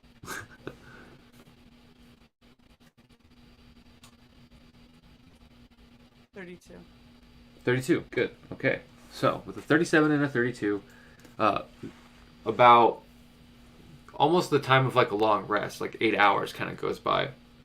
And you get most of it out, most of the tattoo done. You'll still want to do some dark blacks for the connecting the space of it, but you got the whole constellation and all the details and some of the darkness in around the spots. You just will have to fill in at some point. But 8 hours goes by and she's sort of she dies. She dies. She gets the drone out and sort of has it moving around across her back and looking at the work. And you could see that she's very taken aback by it. Oh wow. But she praises your work, saying that she's been wanting something to commemorate all of her fallen allies on the battlefield, and the Valkyrie seemed to be the best way to do it. And she wanted, seeing you in battle and seeing your tattoos and everything, and the mating that you had, she wanted you to be the person who did it, and couldn't be more happier with the product that you put out on her back, the art that you put on her back. And you can see all the other barbarians that she has with her ship at the time, like the headhunters and the other guys, the Goliaths, come over and start talking about it. And basically all of them are like, oh, I've got this idea. I need you to do blah, blah, blah. They all just essentially try to take over the conversation and showing you spots on their body. One guy, the guy who took the acid over his arm, sort of goes like, I know it's a rough spot, but I think we could do some work with the scarring and blah, blah, blah, blah, blah. And essentially some meal gets brought out, and you guys essentially go into a meal and continue the conversation about just tribal things, your history, and some of their history as you start learning about it. And as this goes on, go ahead and give me this would be a wisdom saving throw, I think. No. Wisdom saving throw. Ooh. I can help if you need me to help. I do, because that was terrible. Yeah. What are you doing? Does guidance go for saves? Because you don't know she's making this saving throw, so you can't like cast bless in preparation for it. Damn it. It's a memory thing. Okay, so I get an 8. An 8. Okay, total. So there's this, as you and the barbarians are going over your histories and you're getting this time to really reflect with them now that you've been through some battle and things have sort of settled down and everyone's kind of come to their own terms with the reality around them. Everyone's kind of taken to it in different ways. There's this moment where you're having two memories. You do remember your time with Dis and everything you guys went through and escaping that place, but there's this other sort of dissonance, this other memory of hunting dragons, of roaming with this Goliath tribe up high in the mountains. You get this sense of your leader being killed, and then that name Baelor Talk sort of rushes through, and then it connects the thread. You do remember that name from someone in Never-Ending Quest, but it wasn't the person who ransacked and destroyed the city there. That was just the chaos of the realm collapsing and people sort of, doing what people do in chaos and panic. It wasn't necessarily an attack or a raid by this Baelor Talk's barbarian horde. That was actually a memory from somewhere else. And you do know with the games you've got that you have this other quote-unquote life in another game. And it seems that this Baelor Talk character is from that game. And he had the halberd of the I think it was the King's Halberd, but it had this dragon bone in it, and it woke up Axie after you had put the dragon bone in it. And these memories are sort of starting to clash. And with an 8, your eyes do sort of tear up for a moment, but you sort of like wipe it away. It's just this overwhelming moment. And you sort of kind of washes over you. You don't get too much information with an 8, but you're starting to realize that the memory you have of Dis and then the memory of like this sacking of a city and trying to defend your people are actually two different memories that have been collided. And you get a sense with knowing that and feeling it that's probably where the amnesia came from at first, is the clashing of those two life memories essentially smashing into each other. You sort of had to fester in it for a bit. It's still uncomfortable, but you're starting to get where you can pull from both of them individually. So not a whole lot, but some progress is made. Hey, Fana. Oh, but yeah, so some progress is made there as well. Sorry. And you helped with the camaraderie. Yay. I like it when you spend time with your peeps. Because you have peeps. During this time, Dis, while you're here, what's your passive perception again? 27. Okay, good. 28. 28. All right, good to know. And I mumbled 47. And that is an A. Okay, so I have my numbers. While you're sitting there, you get, a strange feeling that kind of washes over you. And it's weird because it happens. You start to get the sensation when Bryn is at the peak of the tattooing, when there's the most blood essentially being wiped away from the back. You can see the rags that are all built up next to Bryn. She's got a few of them because the piece was essentially over the whole back. And there's moments where you can feel the rape here, the tattoo, because I assume you don't have it out all the time, but you can almost feel that same pressure when it's in your hand, but it's wherever you have the tattoo. It's sort of spreading from that place, and it's like the memory of the bloodlust from the battle when you were enraged is sort of seeping through, and you don't know if it's the nature of like the fact you've never had the ability to rage and you've tapped into it a couple times now and you're seeing blood, or if it's the side effect of your connection with Zinzarina. But the moment kind of passes and it's just, you're focused on the tattoo. That's what you have to be focused on. But there is a moment during that whole thing where that bloodlust almost peaks when you're seeing all of this go down. And then later on, after, Bryn is having this conversation in this moment with the barbarians, at some point they all sort of get up and start taking turns playing pool and having a discussion. At some point, Bryn goes up and starts playing some other people in pool, and it's all kind of meshing around, and that sense happens again. This time you're almost forced into a trance, and you're back to a dark place, and then there's a little bit of anxiety when it happens, but that is immediately washed away with the sense of like a calming cloak that washes around you, and you hear Zinzarina speak up to you again.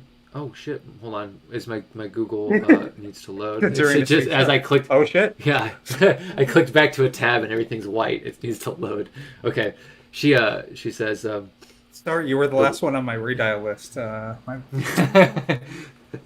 The one whose blood you seek is close.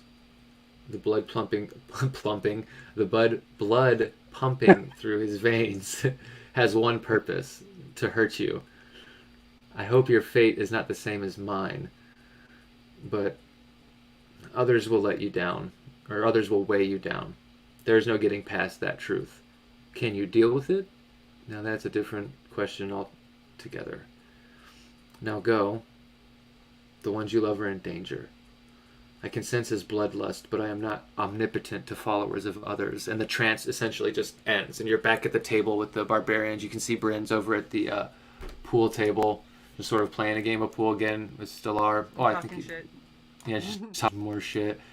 That's what I do. You're essentially guessing at the table with the other barbarians. Is there anywhere else you would want to be in the area, or on the couch maybe? I don't know. Yeah, that's exactly what I was thinking. Okay. In the couch, so I can kind of see the whole area. Okay. Yeah. So, with what she just said, I'm gonna assume it's that douchebag that tried to double cross us during the raid on the police base. Mm-hmm. I can't remember his fucking name. But, Gorn. Yeah. That lizard guy from Star Trek. Yeah. He moves really slowly. And makes makes a lot of fake lizard sounds. I'm going to start actively looking. Okay. And so I mean, hard. Okay. No. Yeah, this is perfectly good. Go ahead and give me a investigation check. You fail. I'm sorry. I'm a step away from true sight right now. I haven't decided yet. No, that 19 plus. Did you say investigation? Mm-hmm. 34. 34. So, you said you start like picking the place apart. So I assume you're like, actively looking, not just using your eyes, right? Like, so you my said, eyes, my blind sense. It's a 34. My eyes, my blind sense, whatever cameras I'm tied into. A 34. Okay, so you start using the cameras, and you didn't tap into true sight. So the way it works is, go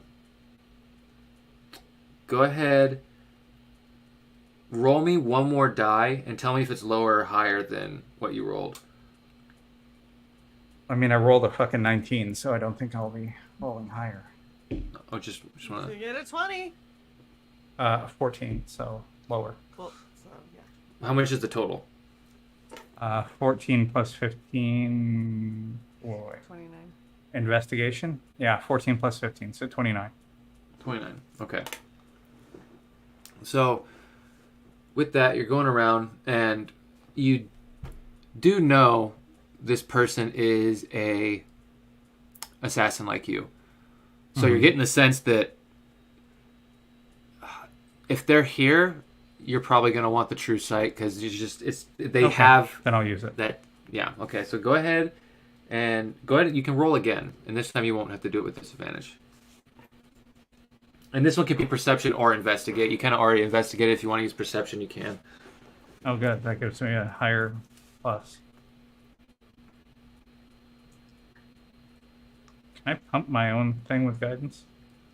Yeah. Or does it have to be someone else? I think it's a willing creature, so if it says just a willing creature, that does include you. Yeah, it does.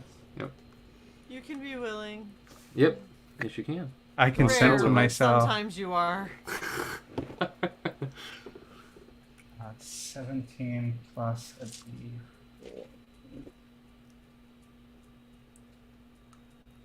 Come on, Frog G, don't fail me. Yeah. It's a 20 plus 18 is 38. Okay. So, let's see. Okay.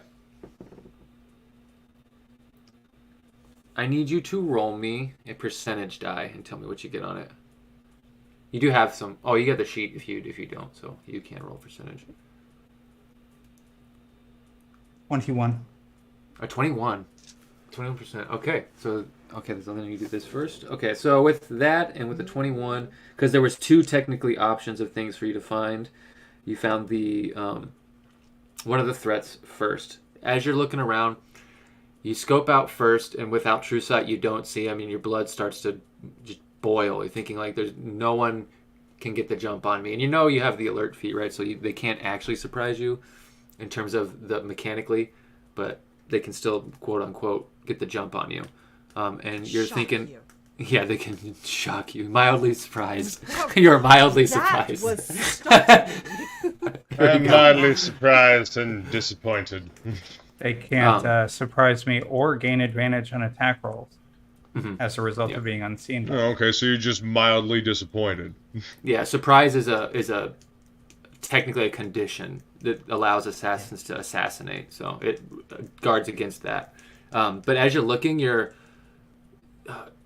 sort of turn, and the way Zinzarina said he wants to hurt you, you kind of like look back over and you see all the people, and you kind of go, oh shit, no, and your eyes sort of focus on that area, and under the table you could see something like maybe molded to it or like taped up to the bottom of it with some kind of what might have been holographic equipment that your true eye now sees. You can see there's sort of a bulge in the bottom of this table. What do you do? Is it the pool table or the table? The pool table. You see Bulgy under the table. Leading with that crotch.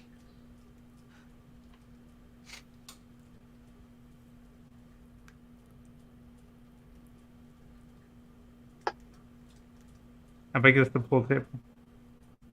How big? Like 10 feet across, I would say. Is it something I can take with me through my 500-foot teleport? I think anything you can carry on you. What's your strength? I think technically, 16. mechanically... 16, and I can gain advantage on strength checks if I rage. Which and you have a power armor. I'll say the table can count if you want to do like the whole teleport thing. I'll allow that. Am I within 500 feet of the outside of the base? Like, space? Yes. Yes, you are.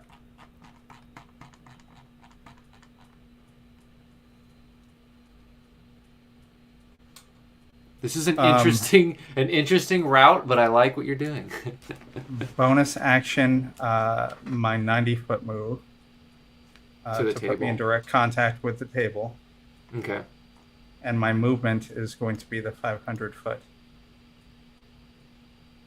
And I send an alert through the telepathic link. Okay.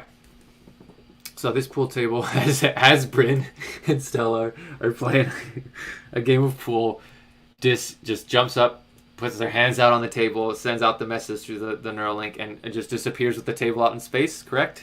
Yes. Okay. I'm just like... Very, very interesting tactic. I guess this didn't like us playing. Sorry, guys. I literally send out an alert and show you a picture of what could very well be a bomb on the bottom of it. I understand, but I'm trying to not scare the fuck out of everyone who's with us. I would like to scare the fuck out of everyone who's with us because they need to be on alert. This is the only danger. All right. All right, fine, I'll follow him.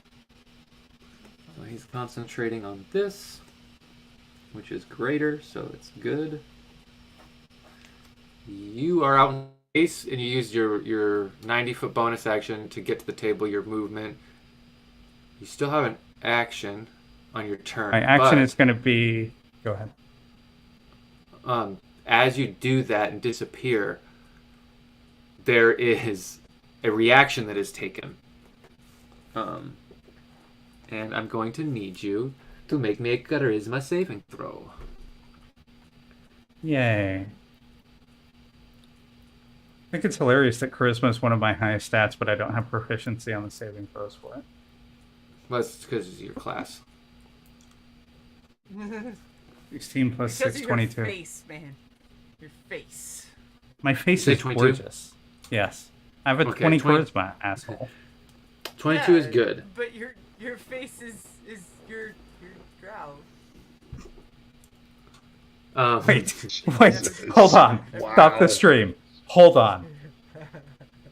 Did you really just say what I think you just said? Because you're black. Before you even clicked it, I knew you were going to do that. Oh yeah, any excuse to use that one. You motherfucker! Good. It's so good. Okay, Woodrow, go ahead. Sorry. So yeah, you made your save, so that's going to be, I think, half. Let me just double check.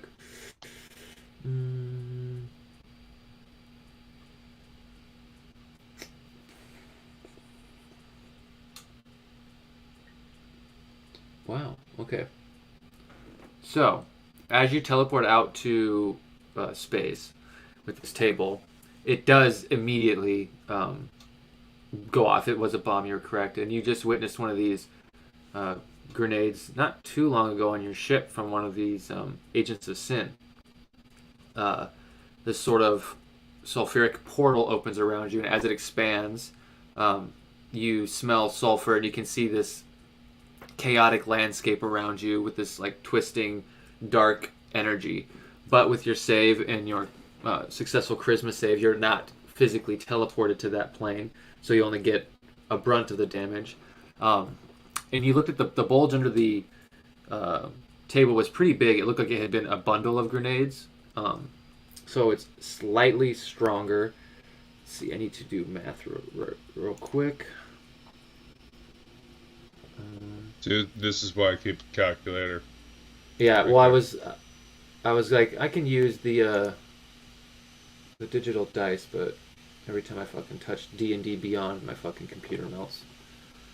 Oh. Yeah, I can hear your fan, That's right? not good. Yeah, see? Oh, shit. Okay, so you take 50 necrotic damage as you are not ripped to the abyss. But you can now take your action, because that was just a reaction. Well, my action was going to be kicking the pool table away from me before it exploded. Well, late. Good, So- We good don't idea. always get what we want.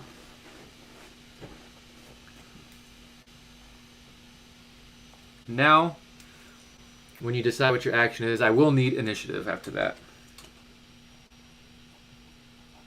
Dun dun dun. Where's the music?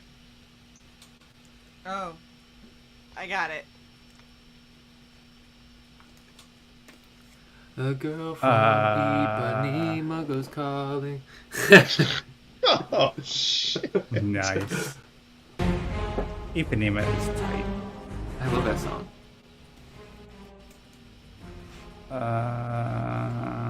Wait. Alright. So.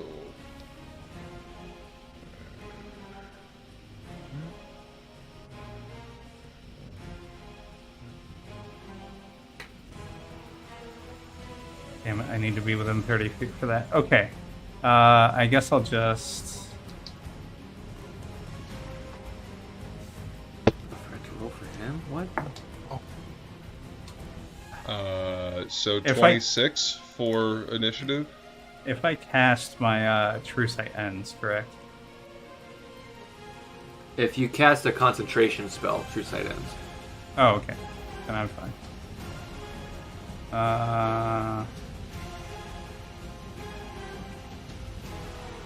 Then I'm gonna Cure Wounds. Oh, nice. Good choice. Good choice. And, what's your initiative? Oh, sorry. You're You good. said after. You're good, you're good. 27. Nice roll, babe. Someday I want advantage on initiative. Wait, Why, my 27 for advantage Bryn? helps me. No, 27 for me. Oh. Bryn rolled okay. a 20. Dirty 20.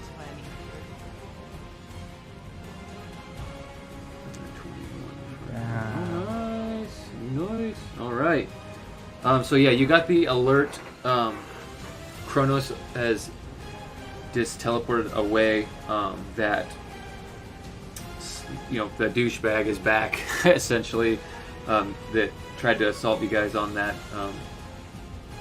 police base moon, and You hear my voice echo through space. Gone! Con. you are next in initiative, Kronos, and I believe you are just kind of chilling on your ship with the seed. So you're essentially where your ship is, which is kind of right here. Did I put the seed away? Yeah, you could. You I mean, I assume you would have once you made the connection with it, but Right. And I'm assuming that was, after I assume I don't still have my armor up, or is that within the hour? so this would be, yeah, after the hour, because this is at the end of an 8-hour tattoo session. So you've done the whole thing out with the seed for a bit, and you've been back at base for a few hours when this goes down. Okay. All right. Well then, yes, I will. I guess Susaria's there with me as well. I'll tell her what's up, and let's go see what's going on out there. Where am I in relation to... Fuck, I'm so used to looking at this on a TV. I'm looking at it on my laptop screen now. No, see, Alright, you so just they're turned all up in 40, the so your mess. eyes are shit now. No. Yeah, that's what it is. No, I mean, It's your birthday. I've been wearing That's what glasses ruined it. since I was a kid. I got my contacts in.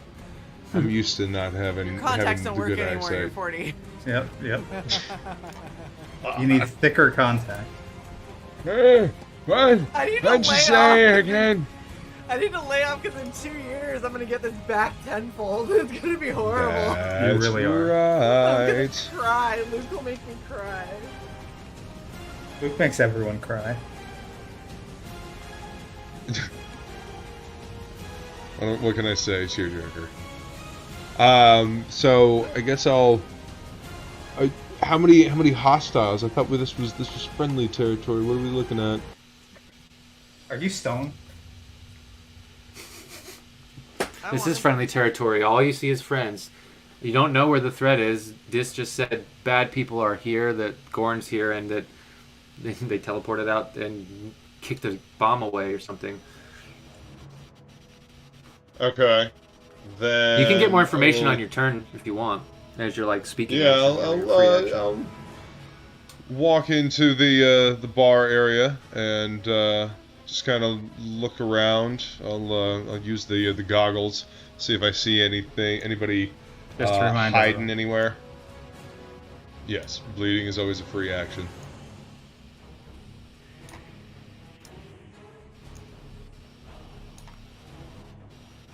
Precise Yeah, mom's well- dog. Don't say a memorial. The gift is for your mom. Yes. It didn't sound right. The memorial is of her dog. You make it. Look, she's in her 70s. I worry. Yeah, when you go in, you don't really see much except everyone's kind of freaking out, and Bryn and Stellar, they're not freaking out, but they're all kind of like, what the fuck? Trying to figure I out. was holding a full cue, and I'm like, Yeah, Dis is like, or Bryn's like trying to explain what Dis sent to them about there's some kind of threat near. I'm assuming Bryn has her axe out when that happens. I have a pull cue of one and an axe in the other, and I'm like, there's the threat. And Okay. it's not that I was. And that's as far as your movement gets you on one turn. If you want to double move, you can, Yeah. or you can use your action and bonus actions to do stuff. Well, yeah, I wanted to look around from that vantage point in the mess area. If I see anybody, trying to hide in invisibility or anything like that. With the So goggles. the goggles, you used the True Sight ability earlier. So similar Ah. to the crystal and armor, that is not available. So one day You did that use. on purpose.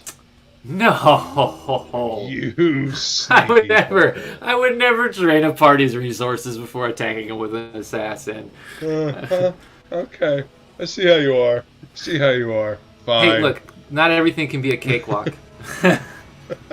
Cakewalk. Who just said blew any me of these up. were a cakewalk? I know. Yeah, yep, you said that. Guys, it's one NPC. You got this. Oh yeah. It's one We're like like super the buff, most. like We're the most like action averse group ever. We're just like, No, I wanna- What? I can't do all of my tricks? How dare you? What are we gonna do? And it's like, it's really, really OP. It's like, why don't I just slash him once and have him die? I don't want this to go on. So he must die. I'm okay with encounters that But, last. I mean, have You can give me a substance to them. You can give me a perception check Yeah. if you want, but it will have disadvantage. Fine. I guess I can mark this 35 off because the bomb is no longer hidden. So, 13. It does feel good to have And someone who a can roll 10. above 30 though. Okay, Ooh. so they were both crap. So, Yeah. 10, you said perception. Mm-hmm. So 24 total, 10 plus 14, and that was So the 20. second shitty roll. Yeah. Yeah, that's not enough to perceive where this threat is at. When you're looking What if you- around, Go ahead. Sorry. I was just saying, when you're looking around, all you see is your allies in a state of sort of confusion and slightly growing panic or alertness, depending on who the person is. Kirby panic, Itham panic, Bryn and the barbarians alert. Yeah, they don't really panic. Picture you can see. Just stand there, and I'm like I'm sitting there holding the pool cue, and then just go, "Gotta make sure this thing's working real quick." Okay, we're good. Like, Do you really need the pull queue at this point? Look, I'm already holding. It's an impromptu javelin, improvised javelin. Dude. I could poke his eye out, okay? He Make could sure be there's some distance away. It's just. Oh. I will. I'll say to Cesaria, be alert. There's somebody that is trying to hide in plain sight. Most likely invisibility. And That is amazing. you still I have want that to be a thing. you still have action and bonus action.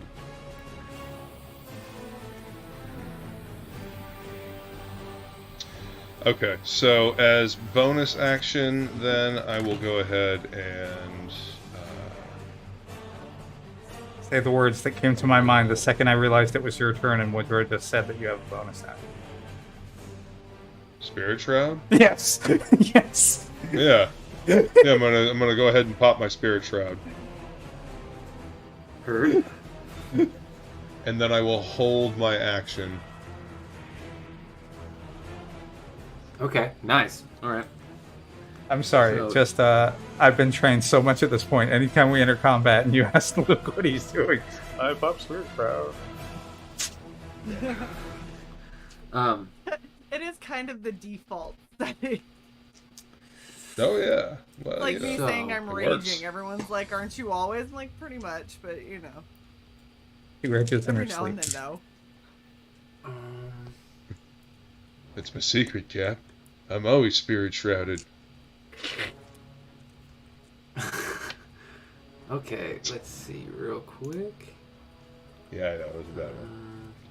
You're good. Yeah. Okay, I'm just thinking here, which one? By the way, I promise if I get killed this season, I'm gonna cry like a bitch and say, "I don't want to go, Mr. Star." So Bryn, Jesus. Yes. there's gonna be 4 attacks on you from an unknown source. If you have any reactions you can use from attacks that require you to see the attacker, they don't work. However, the one that you use from your shield actually just works when you take damage, so it's kind of a workaround. You can't use the reaction to sort of when you get hit, move with the hit to lower the damage. So that is available, but because this threat is unseen, a lot of things that require you to see a threat or see the target won't work. Just so when we get into this, that's clear. Sorry, Your can't shield you, babe. Your armor class, just so I know, 20. Okay, so 1 hit.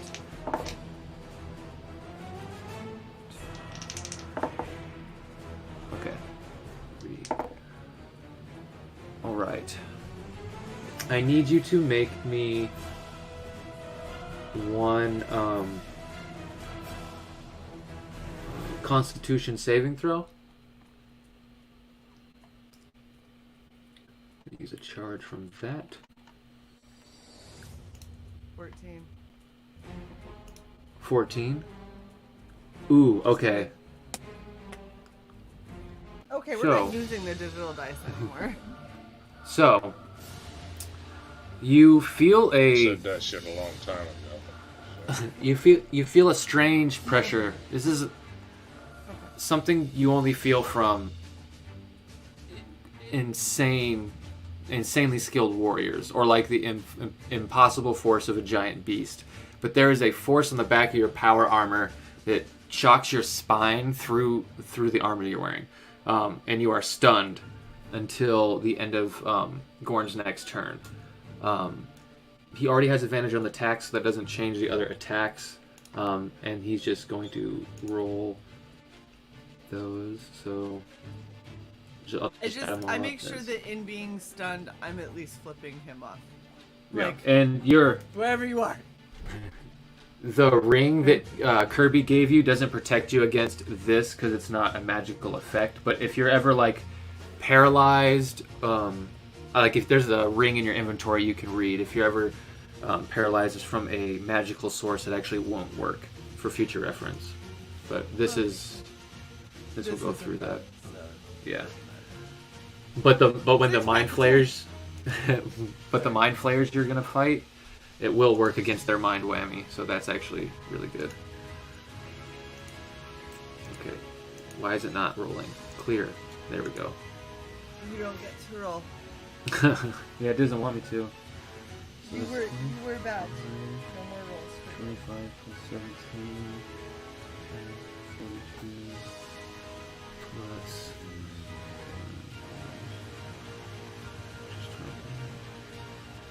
It is taking me almost 2 hours to drink this one beer. Holy cow. So Bryn, you are not raging, and you don't have resistance to damage currently. I don't think this does any extra electricity damage, correct? No. Okay.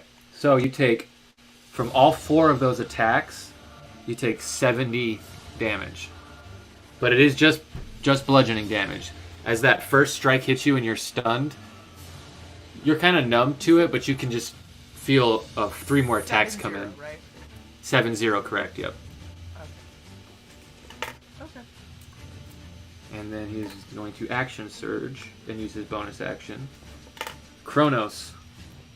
Yes. Alright, I have 3 attacks coming your way. He used his action, which is 3, and then essentially action surge. Oh, so he gets 2 attacks, not 3, sorry. And attacked Bryn with 4 of his attacks, so he gets a total of 6 with action surge. And he's going to use the remaining 2 on you. And he has advantage because you cannot see him. That's a 30. And, ooh, this one might miss. 19. Does a 19 hit you? No, 20. Okay, so 1 does hit. I need you to make me a Constitution saving throw. You better Where is his- fucking. Sorry, Mike. Oh, let me see.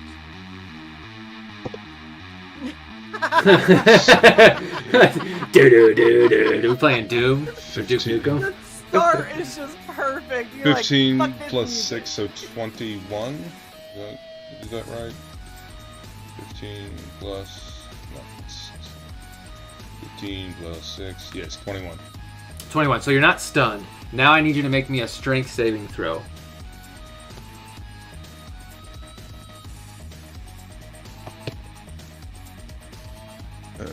There's another 21. That's a 17 plus 4. 17 plus 4. Yeah, 21. 21. All right. So you are not disarmed. You can feel the attack, the way he hits you with the piston, because you've seen these piston punches before. You just can't see him at the moment. The way he hits you and extends it and pulls it back, he's trying to wrench the scythe off of your person, essentially, wherever you have it, or if you're holding it at the moment. He's essentially trying to knock it off your person and disarm you, but it doesn't succeed. He does, in fact, though, do... Yeah, bitch. What's his superiority dice at currently?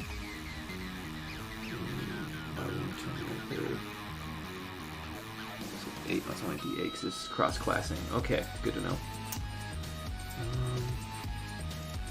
Plus 3, so plus 10, so... Wow, okay. For 12 damage for that one attack, he rolled really low. Woohoo!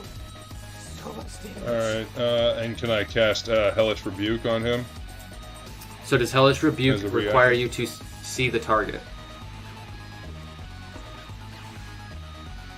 Punch finger and the creature that jams you is momentarily. Creature must make a dexterity saving throw.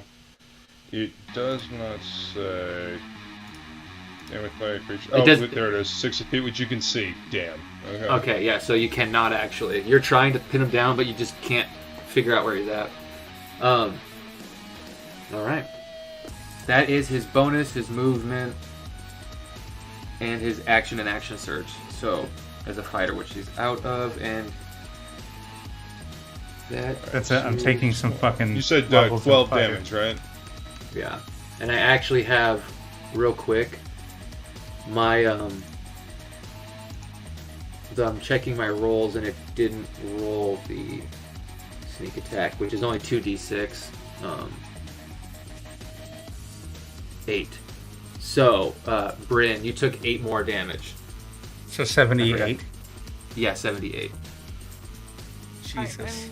I'm taking the damage. It's fine. Still above. But that was his sneak attack. Boom. Bryn, it is your turn. Yeah, his crit isn't as crazy as Dis is. Yeah, it's coming. It's coming. He tried. Can't do anything.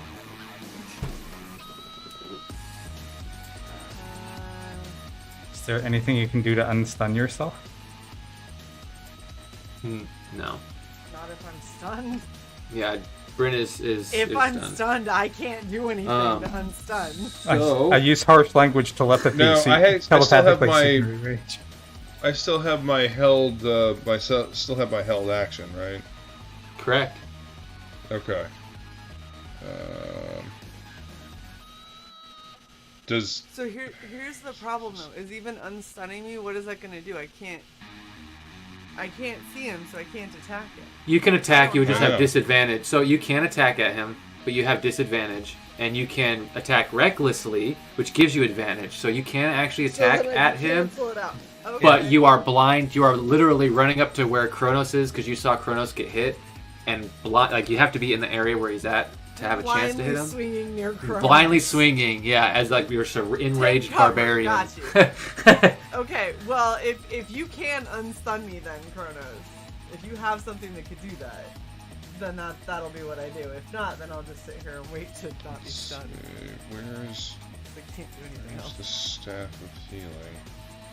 Ooh, I can look Lesser Restoration up right now if you want. Does it have greater? Yeah. It-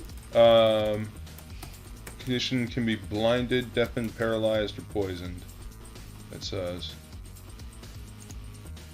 Does that count? Does it for count me? No. as stunned? Restrained stun. No. So So it has to be greater restoration. And it said paralyzed specifically, right? For the Paralyzed, yes. yeah. Okay. Yeah. I'll just chill. Can't do anything else until I'm not stunned, so I can just chill and wait to have this wear off. Because you know that attack record was like stun me because he's a bastard. Alright. Oh, he fine knows he then. has to stun you. He knows. He's like, stun the big one. She gets angry. She's a little cranky. You're not Well, the he had only to- one. He had to choose hurt Dis or kill the invincible man before he pops his armor because he doesn't know that Kronos doesn't have his armor right now. So he was like, who do I take out first? They're both pretty indestructible. Maybe I can do a bunch of damage to her and then nuke Kronos, and it just didn't work. But he tried. Okay. How about this then? I will grab Suzaria and she and I will thunder step over to where Bryn is. Nice. I like that. When you That's can't good. see, hit the whole area. That's yeah, right. We can't see to be like, sorry everybody. You in can't the see. exact area Eat that a we're in." dick, motherfucker! And he couldn't move away. So He's let's there. go ahead and cast it at. Wait, let's go ahead and cast it at 5th level. 21 con, 5d10. 21 con save. Yeah. Okay, just so you're aware, he is a barbarian orc, so he does have a plus 10 to his con. And he rolled an 11, so that's Oh. 21. I'm gonna kill this motherfucker. So he takes half? He's gonna die. Yeah, he takes half, Yeah. but he still hit him. And that means, let me know the damage so I can make his constitution save for the Alright. spell he's using. Alright, so that is 5d10. I'm gonna behead this bitch. That's what we're gonna do.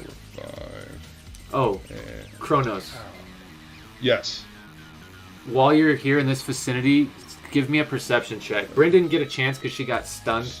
Her senses are all sort of overwhelmed, but you can actually have a possibility of getting this hint. Alright, I got a total of 37, so halved is 18.5. Okay. So 19, I'll say. I'll round up. And then And then, what am I doing? half of that, so a DC 10 concentration. Give me a perception check. Yeah, 8 on the die. That's 18. He definitely does not lose his spell. Perception. Perception. Where you at? Perception. Get advantage on that. So yes. 16 plus 14. Dirty 30. 16 plus 14 for the perception. Dirty 30. You can smell a familiar scent, a scent of sulfur and boiling blood. It's a little different than what Dis smelled like when they appeared, but there's that similar infernal or demonic smell. All right. That is his. That's Brian. You did your held action. Dis, it is now your turn. Oh no, sorry, Suzaria first. It will be your turn.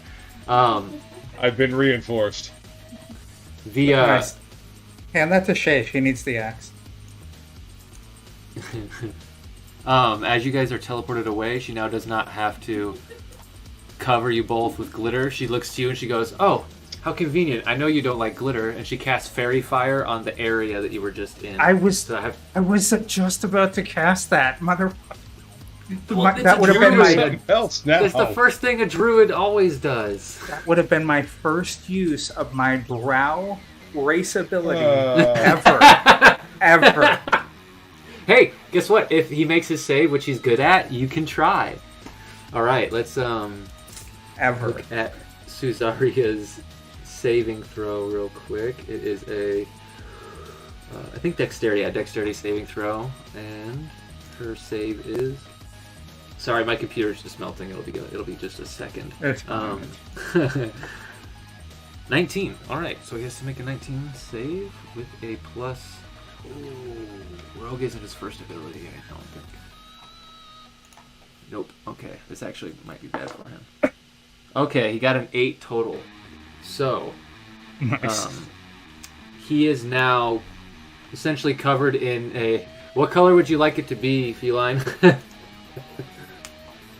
Hey, Feline, what color do you want the fairy fire to be? What color is he now sparkling? So Green. How does that Green. work Cool, though. to Why'd you make set him the purple saving cool? throw? Cause green. what likes was that, green. Dis? Purple, and he could have been How- fabulous. How do you go about figuring out is it the attack save at the top of the spell? Oh, I see what you're saying. So if you look at your spells, and Uh-huh. you look at the top where it does say, oh shit, where did... When I clicked on the actual spell, it has an attack/save listed at the top, where it goes through the range components, all that shit. Mhm. So it says attack save dex 19. So the formula for that is your proficiency plus the casting stat. So for you it would be wisdom and or I think charisma or maybe intelligence. So it's either depending if it's cleric or your rogue. And It's rogue. so that's why there's different spells and saves. And then the difference between the save and the attack, if you're making an attack, you use the attack or whatever like you're doing that. The save you add an 8 to the plus, whatever your plus is, and that creates the DC. Okay. Cool. Sorry, continue. Green. But yeah, so a spot close to right in front of where Kronos was previously standing begins to glow green. And now instead of having disadvantage on those attacks, Bryn, you will have advantage. So that makes it. So that's an action. And she wants to stay close, and she doesn't have much she can do as a druid with a bonus action, unfortunately. So she's just going to stay close in the vicinity and keep her spell options open now that you can see them. And then it goes to you, Dis. Are you guys? Am I still seeing through the cameras? Are you guys broadcasting your HUD anything on the? Do I know where he is? Can I see this outline? I'm Okay. moving, putting a marker now. It's just my computer's melting, so it's taking a No, second. no, it's fine. Take your time. I just wanted to know for the purposes of targeting my teleport. Yep, he's right in front of that door. Is he facing the door or away from the door? So there's really no facing in this. Essentially, right now he's kind of turning back around to look at his targets. So he's kind of facing the group. I want to come in behind him. Is Okay. kind of my point. So I know. I'm just letting you know that It's not going to give you any advantage, technically. But yeah, I see what you're doing.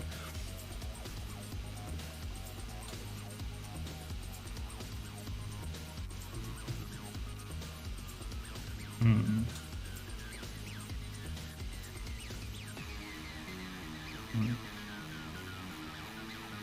Well.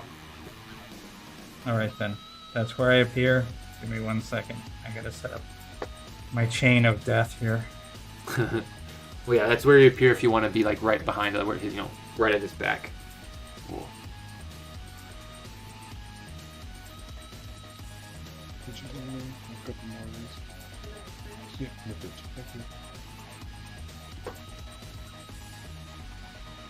So I'm not going to get to assassinate, and I can't do my channel divinity. Yeah, he has alert like you, so you can't assassinate him, period. Holy Sorry, that was really loud. No, but I can still pump it to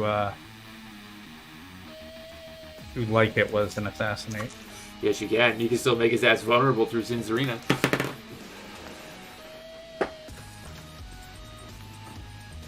Wait, through Zenzarina or through the cleric cap? Great. You're a cleric of Zin's Arena. Oh, I see what you're saying. Alright, fuck it. I attack the back of his eye.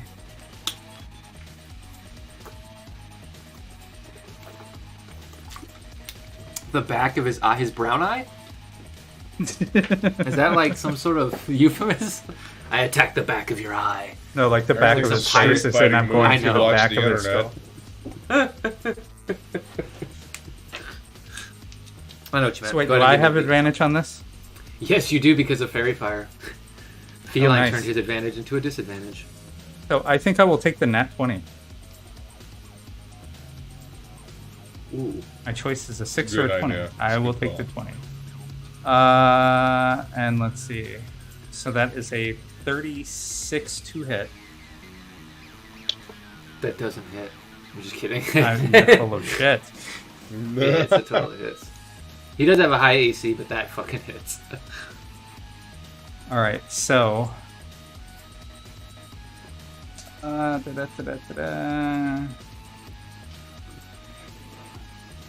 So I have advantage, so it counts as a sneak.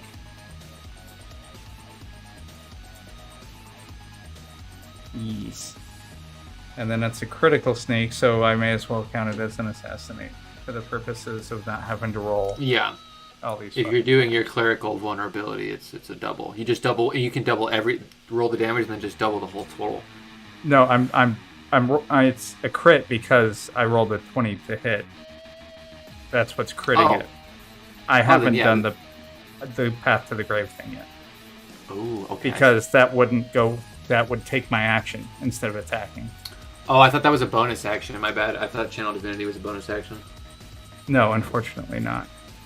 My bad. I forgot. That's why I was saying that it kind of fucked my ability to use that. But it would be good for others, but then I wouldn't be able to attack him myself this turn. Gotcha. Crikey. Alright, so... there's that. 52 plus 3d6 necrotic.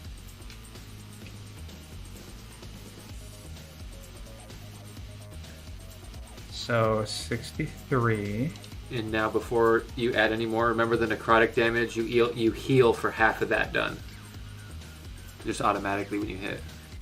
Okay. That is 6. And then...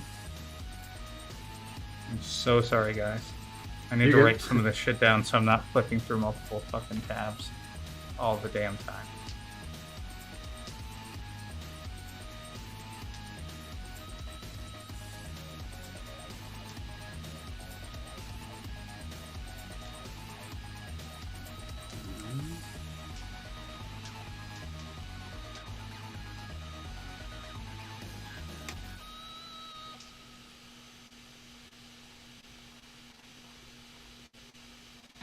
Okay,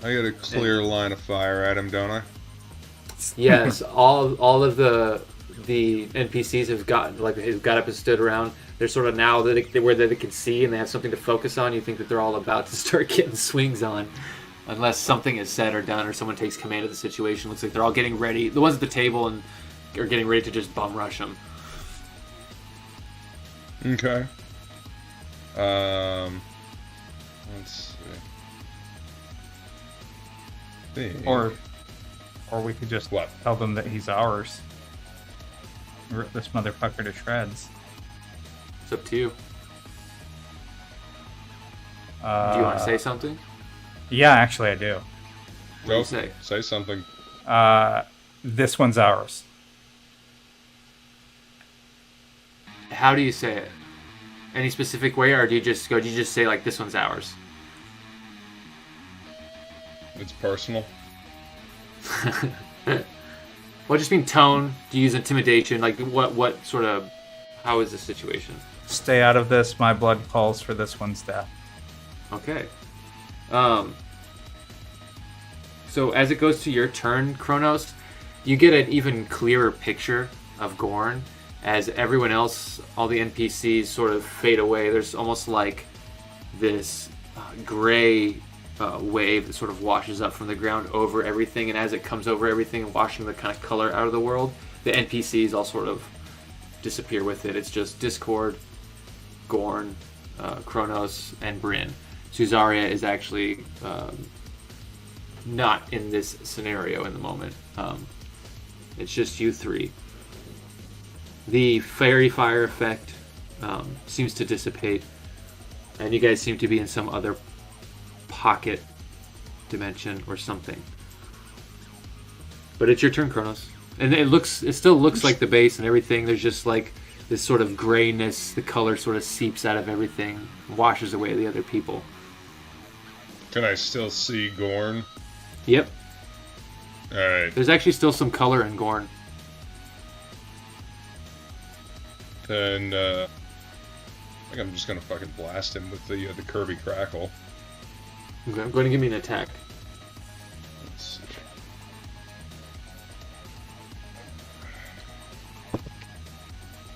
That is 18 plus 13, so 31 to hit. Okay, 31 hits even with if you were to try and cast shield.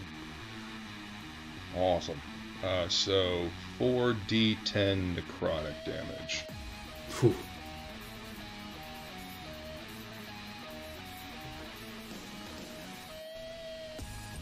So 13. That was 4d10. That was 4d10. Oh my this god. Oh, This is no. this is why I don't use the digital dice. Told you. all right. See? You still do have a movement and a bonus. Did you add? Hold on. Did you add your spirit shroud? Does that go into it, right?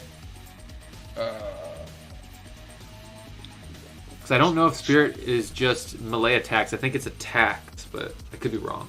It's been a while. Any attack you make. Yeah. Yeah. Okay. Deals 1d8 extra damage. Mm-hmm. So. Well, just put a dent in the floor.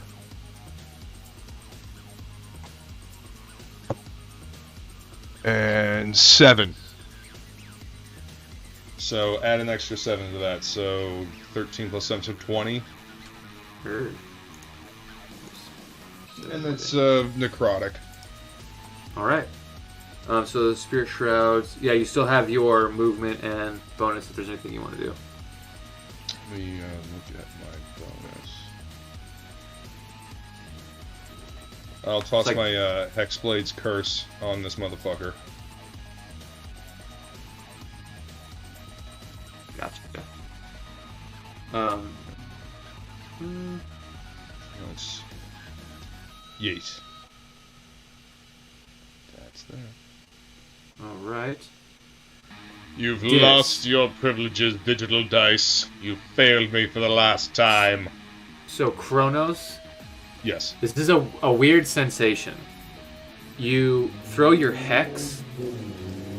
Is there anything you want to do with your movement? Or are you kind of holding, or are you going to get closer or anything like that? Holding for the time being.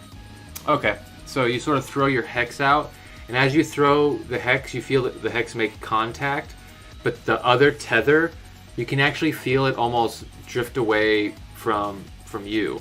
It's almost like you don't. I mean, you have the hex on him, but it's like Dis almost has attachment to this same ability of this hex as well. And as you sort of cast the hex and stand back to wait for your moment, you sort of look around and you realize Suzari is actually standing next to you. You look back and Dis and Gorn are gone, Bryn's not there, and you're back in the room with all the NPCs. And then that is the passing of your turn on the second initiative. Gorn's turn. You got ejected from my bubble. Dis. I need... Oh.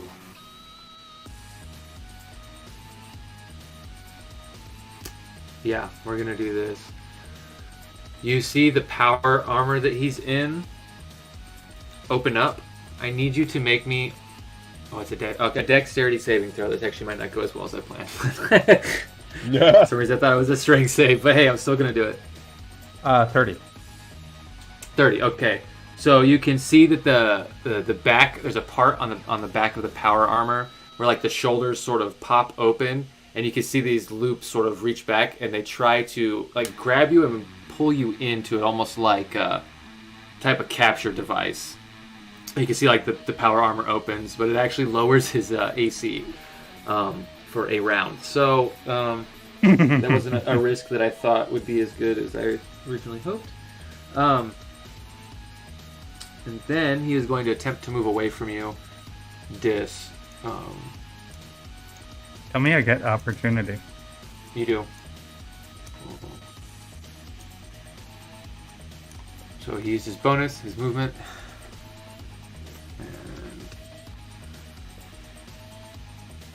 Or technically, I think that one is triggered on a reaction, so he has no reactions now.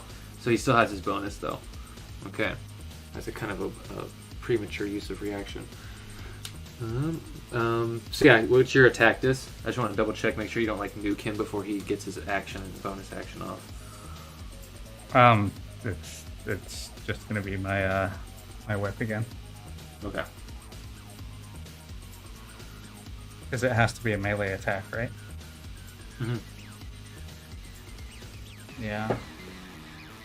Yeah. I shouldn't pull out a rifle. Maybe No, I you get a should. feeling I that mean- the Thorn wants you to do this personally. Oh, that's... Okay. So, yeah. 2d8 plus 66. What could go wrong? By the way, it was a nat 20. So I'm assuming 36 hits. Yep.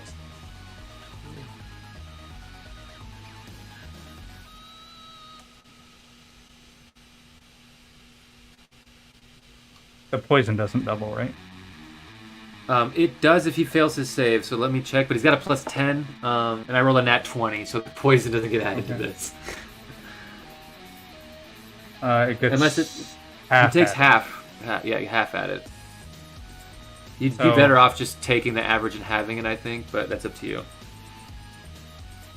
Yeah, go ahead and do that. What was that? I think it was a 38, so 19. Okay.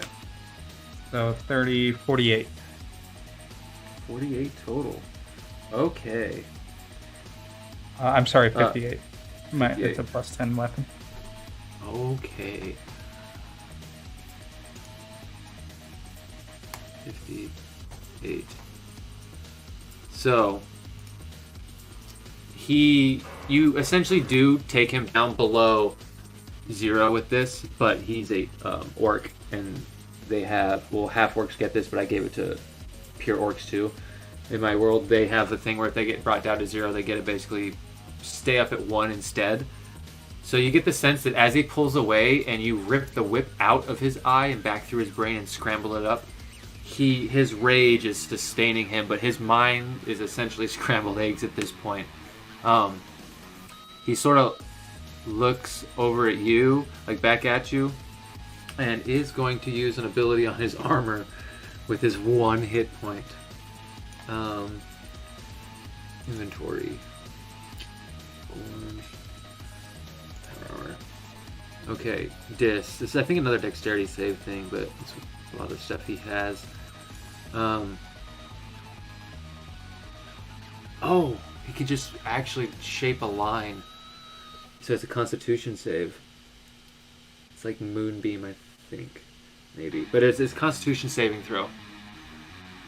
As a essentially like an Oni beam type thing opens on his chest, or not opens, but begins to power on his chest and essentially shoots a line directly out of it that engulfs the full 5 foot by 5 foot space that you're standing in, and kind of washes over you. You said it's a con, not a dex? Yeah, it's a Constitution save. It's not super high. 18, okay. So you take half damage as this wave of energy washes over you, hoping it's enough to bring you down. 10 plus 7 plus 3, so 20, so 10. 10 radiant damage. This. And this isn't an attack, it's a save, so it doesn't trigger, I think, any of your reactions that you have, because they're all based off attacks, I believe. You can look if you want, but I believe they're all based off attacks. And then with his bonus action, he is... There's not a whole lot actually that he can do with it. But he can't use his reaction. Okay, so, Bryn, what would you like to do when you see this orc holding on to life, looking at Dis that just shot an energy beam at them, Dis looking directly at them, both kind of locked in this bloodlust? What would you like to do? Did we skip coming back around to me? No, it was just Gorn. Because we went from Luke. Well, Luke popping out of the thing. So to Gorn. Initiative started, and your turn, like essentially the way I did it is you teleporting the table is the first start right. that started the initiative. So that was the first action in the roll of initiative, and then I assumed you were going to roll highest, and you did. So otherwise, people, if anyone rolled higher than you, they would have essentially had to wait to come back around. No, I just thought the order was like me, and then like was it Bryn, then Kronos, then Gorn, and then me. No, I rolled second highest. No, you suck. All right, go ahead. 26. Bryn. By the way, babe, you're muted. You have been. Yeah, I'm sorry. Yeah, okay, so I really just want to sink my axe deep into his back. Okay. Let's see. You don't have advantage unless you want to attack recklessly, which you can. You do know he has a high AC, but he is standing there with his back to you, all very vulnerable. Yeah, we'll attack recklessly. Because Okay. Go ahead and give me your attack roll.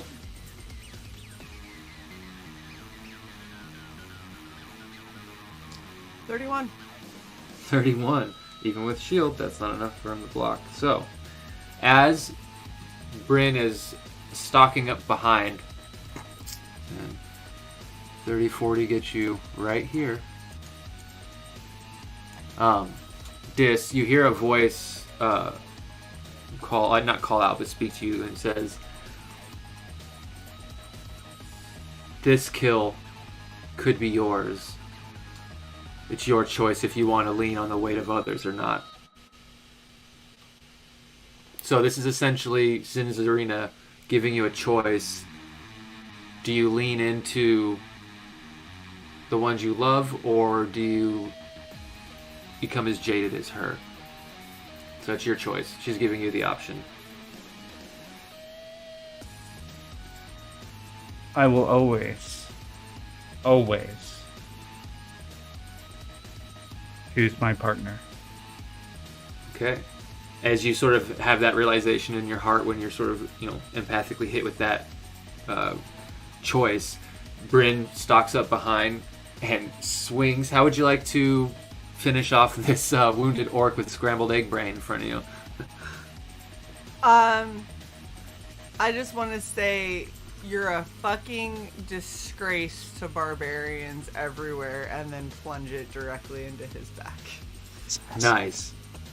So, as you say that, there's a part of him, you can see even with the scrambled brain, he sort of looks back and he acknowledges what you say before the force of your blow essentially brings him down to one knee. And you do have another attack if you would like. But he is essentially dead at this point, but you can use your second attack to behead him and fluff it however you would like.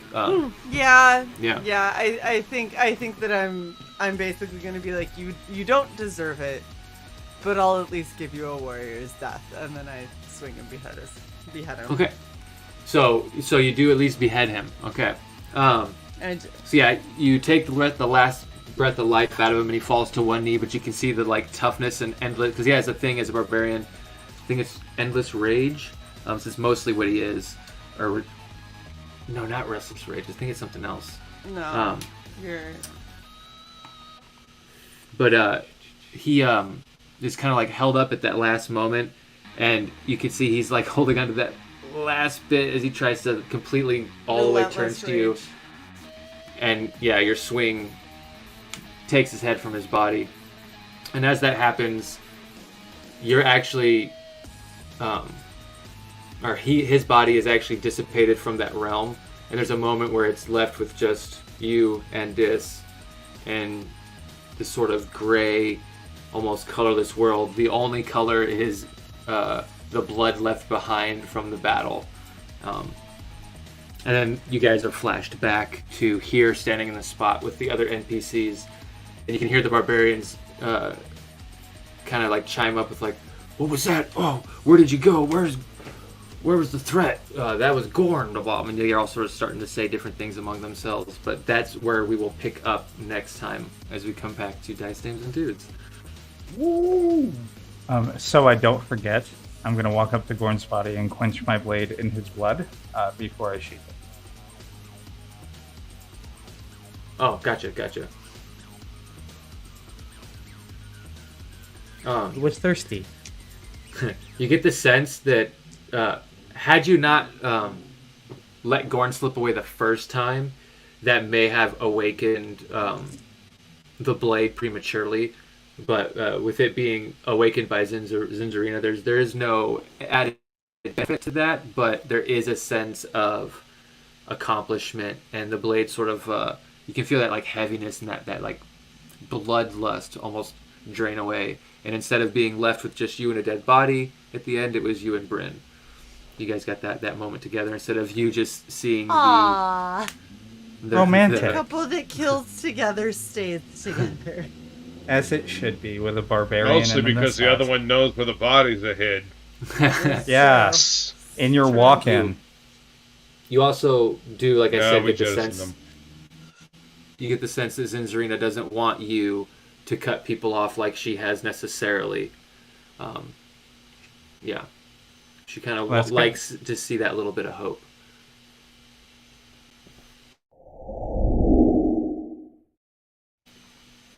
Ooh, so I did that all on their own. Yeah, see what I can do when I'm on a computer. Yeah. I can close this. Mm-hmm. I can close this. So romantic. Yes. It was. Shall we kiss over the still blood spurting corpse? A reverse mistletoe? A little weird.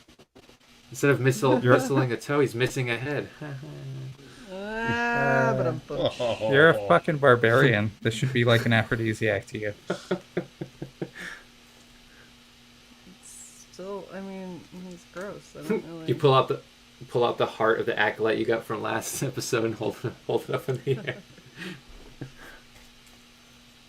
Oh, do you want this heart? Ooh, We could start a collection. Yeah. I'm okay with that. We could get 3 of them, petrify them, and make them into one of those, things that you swing around on the chains.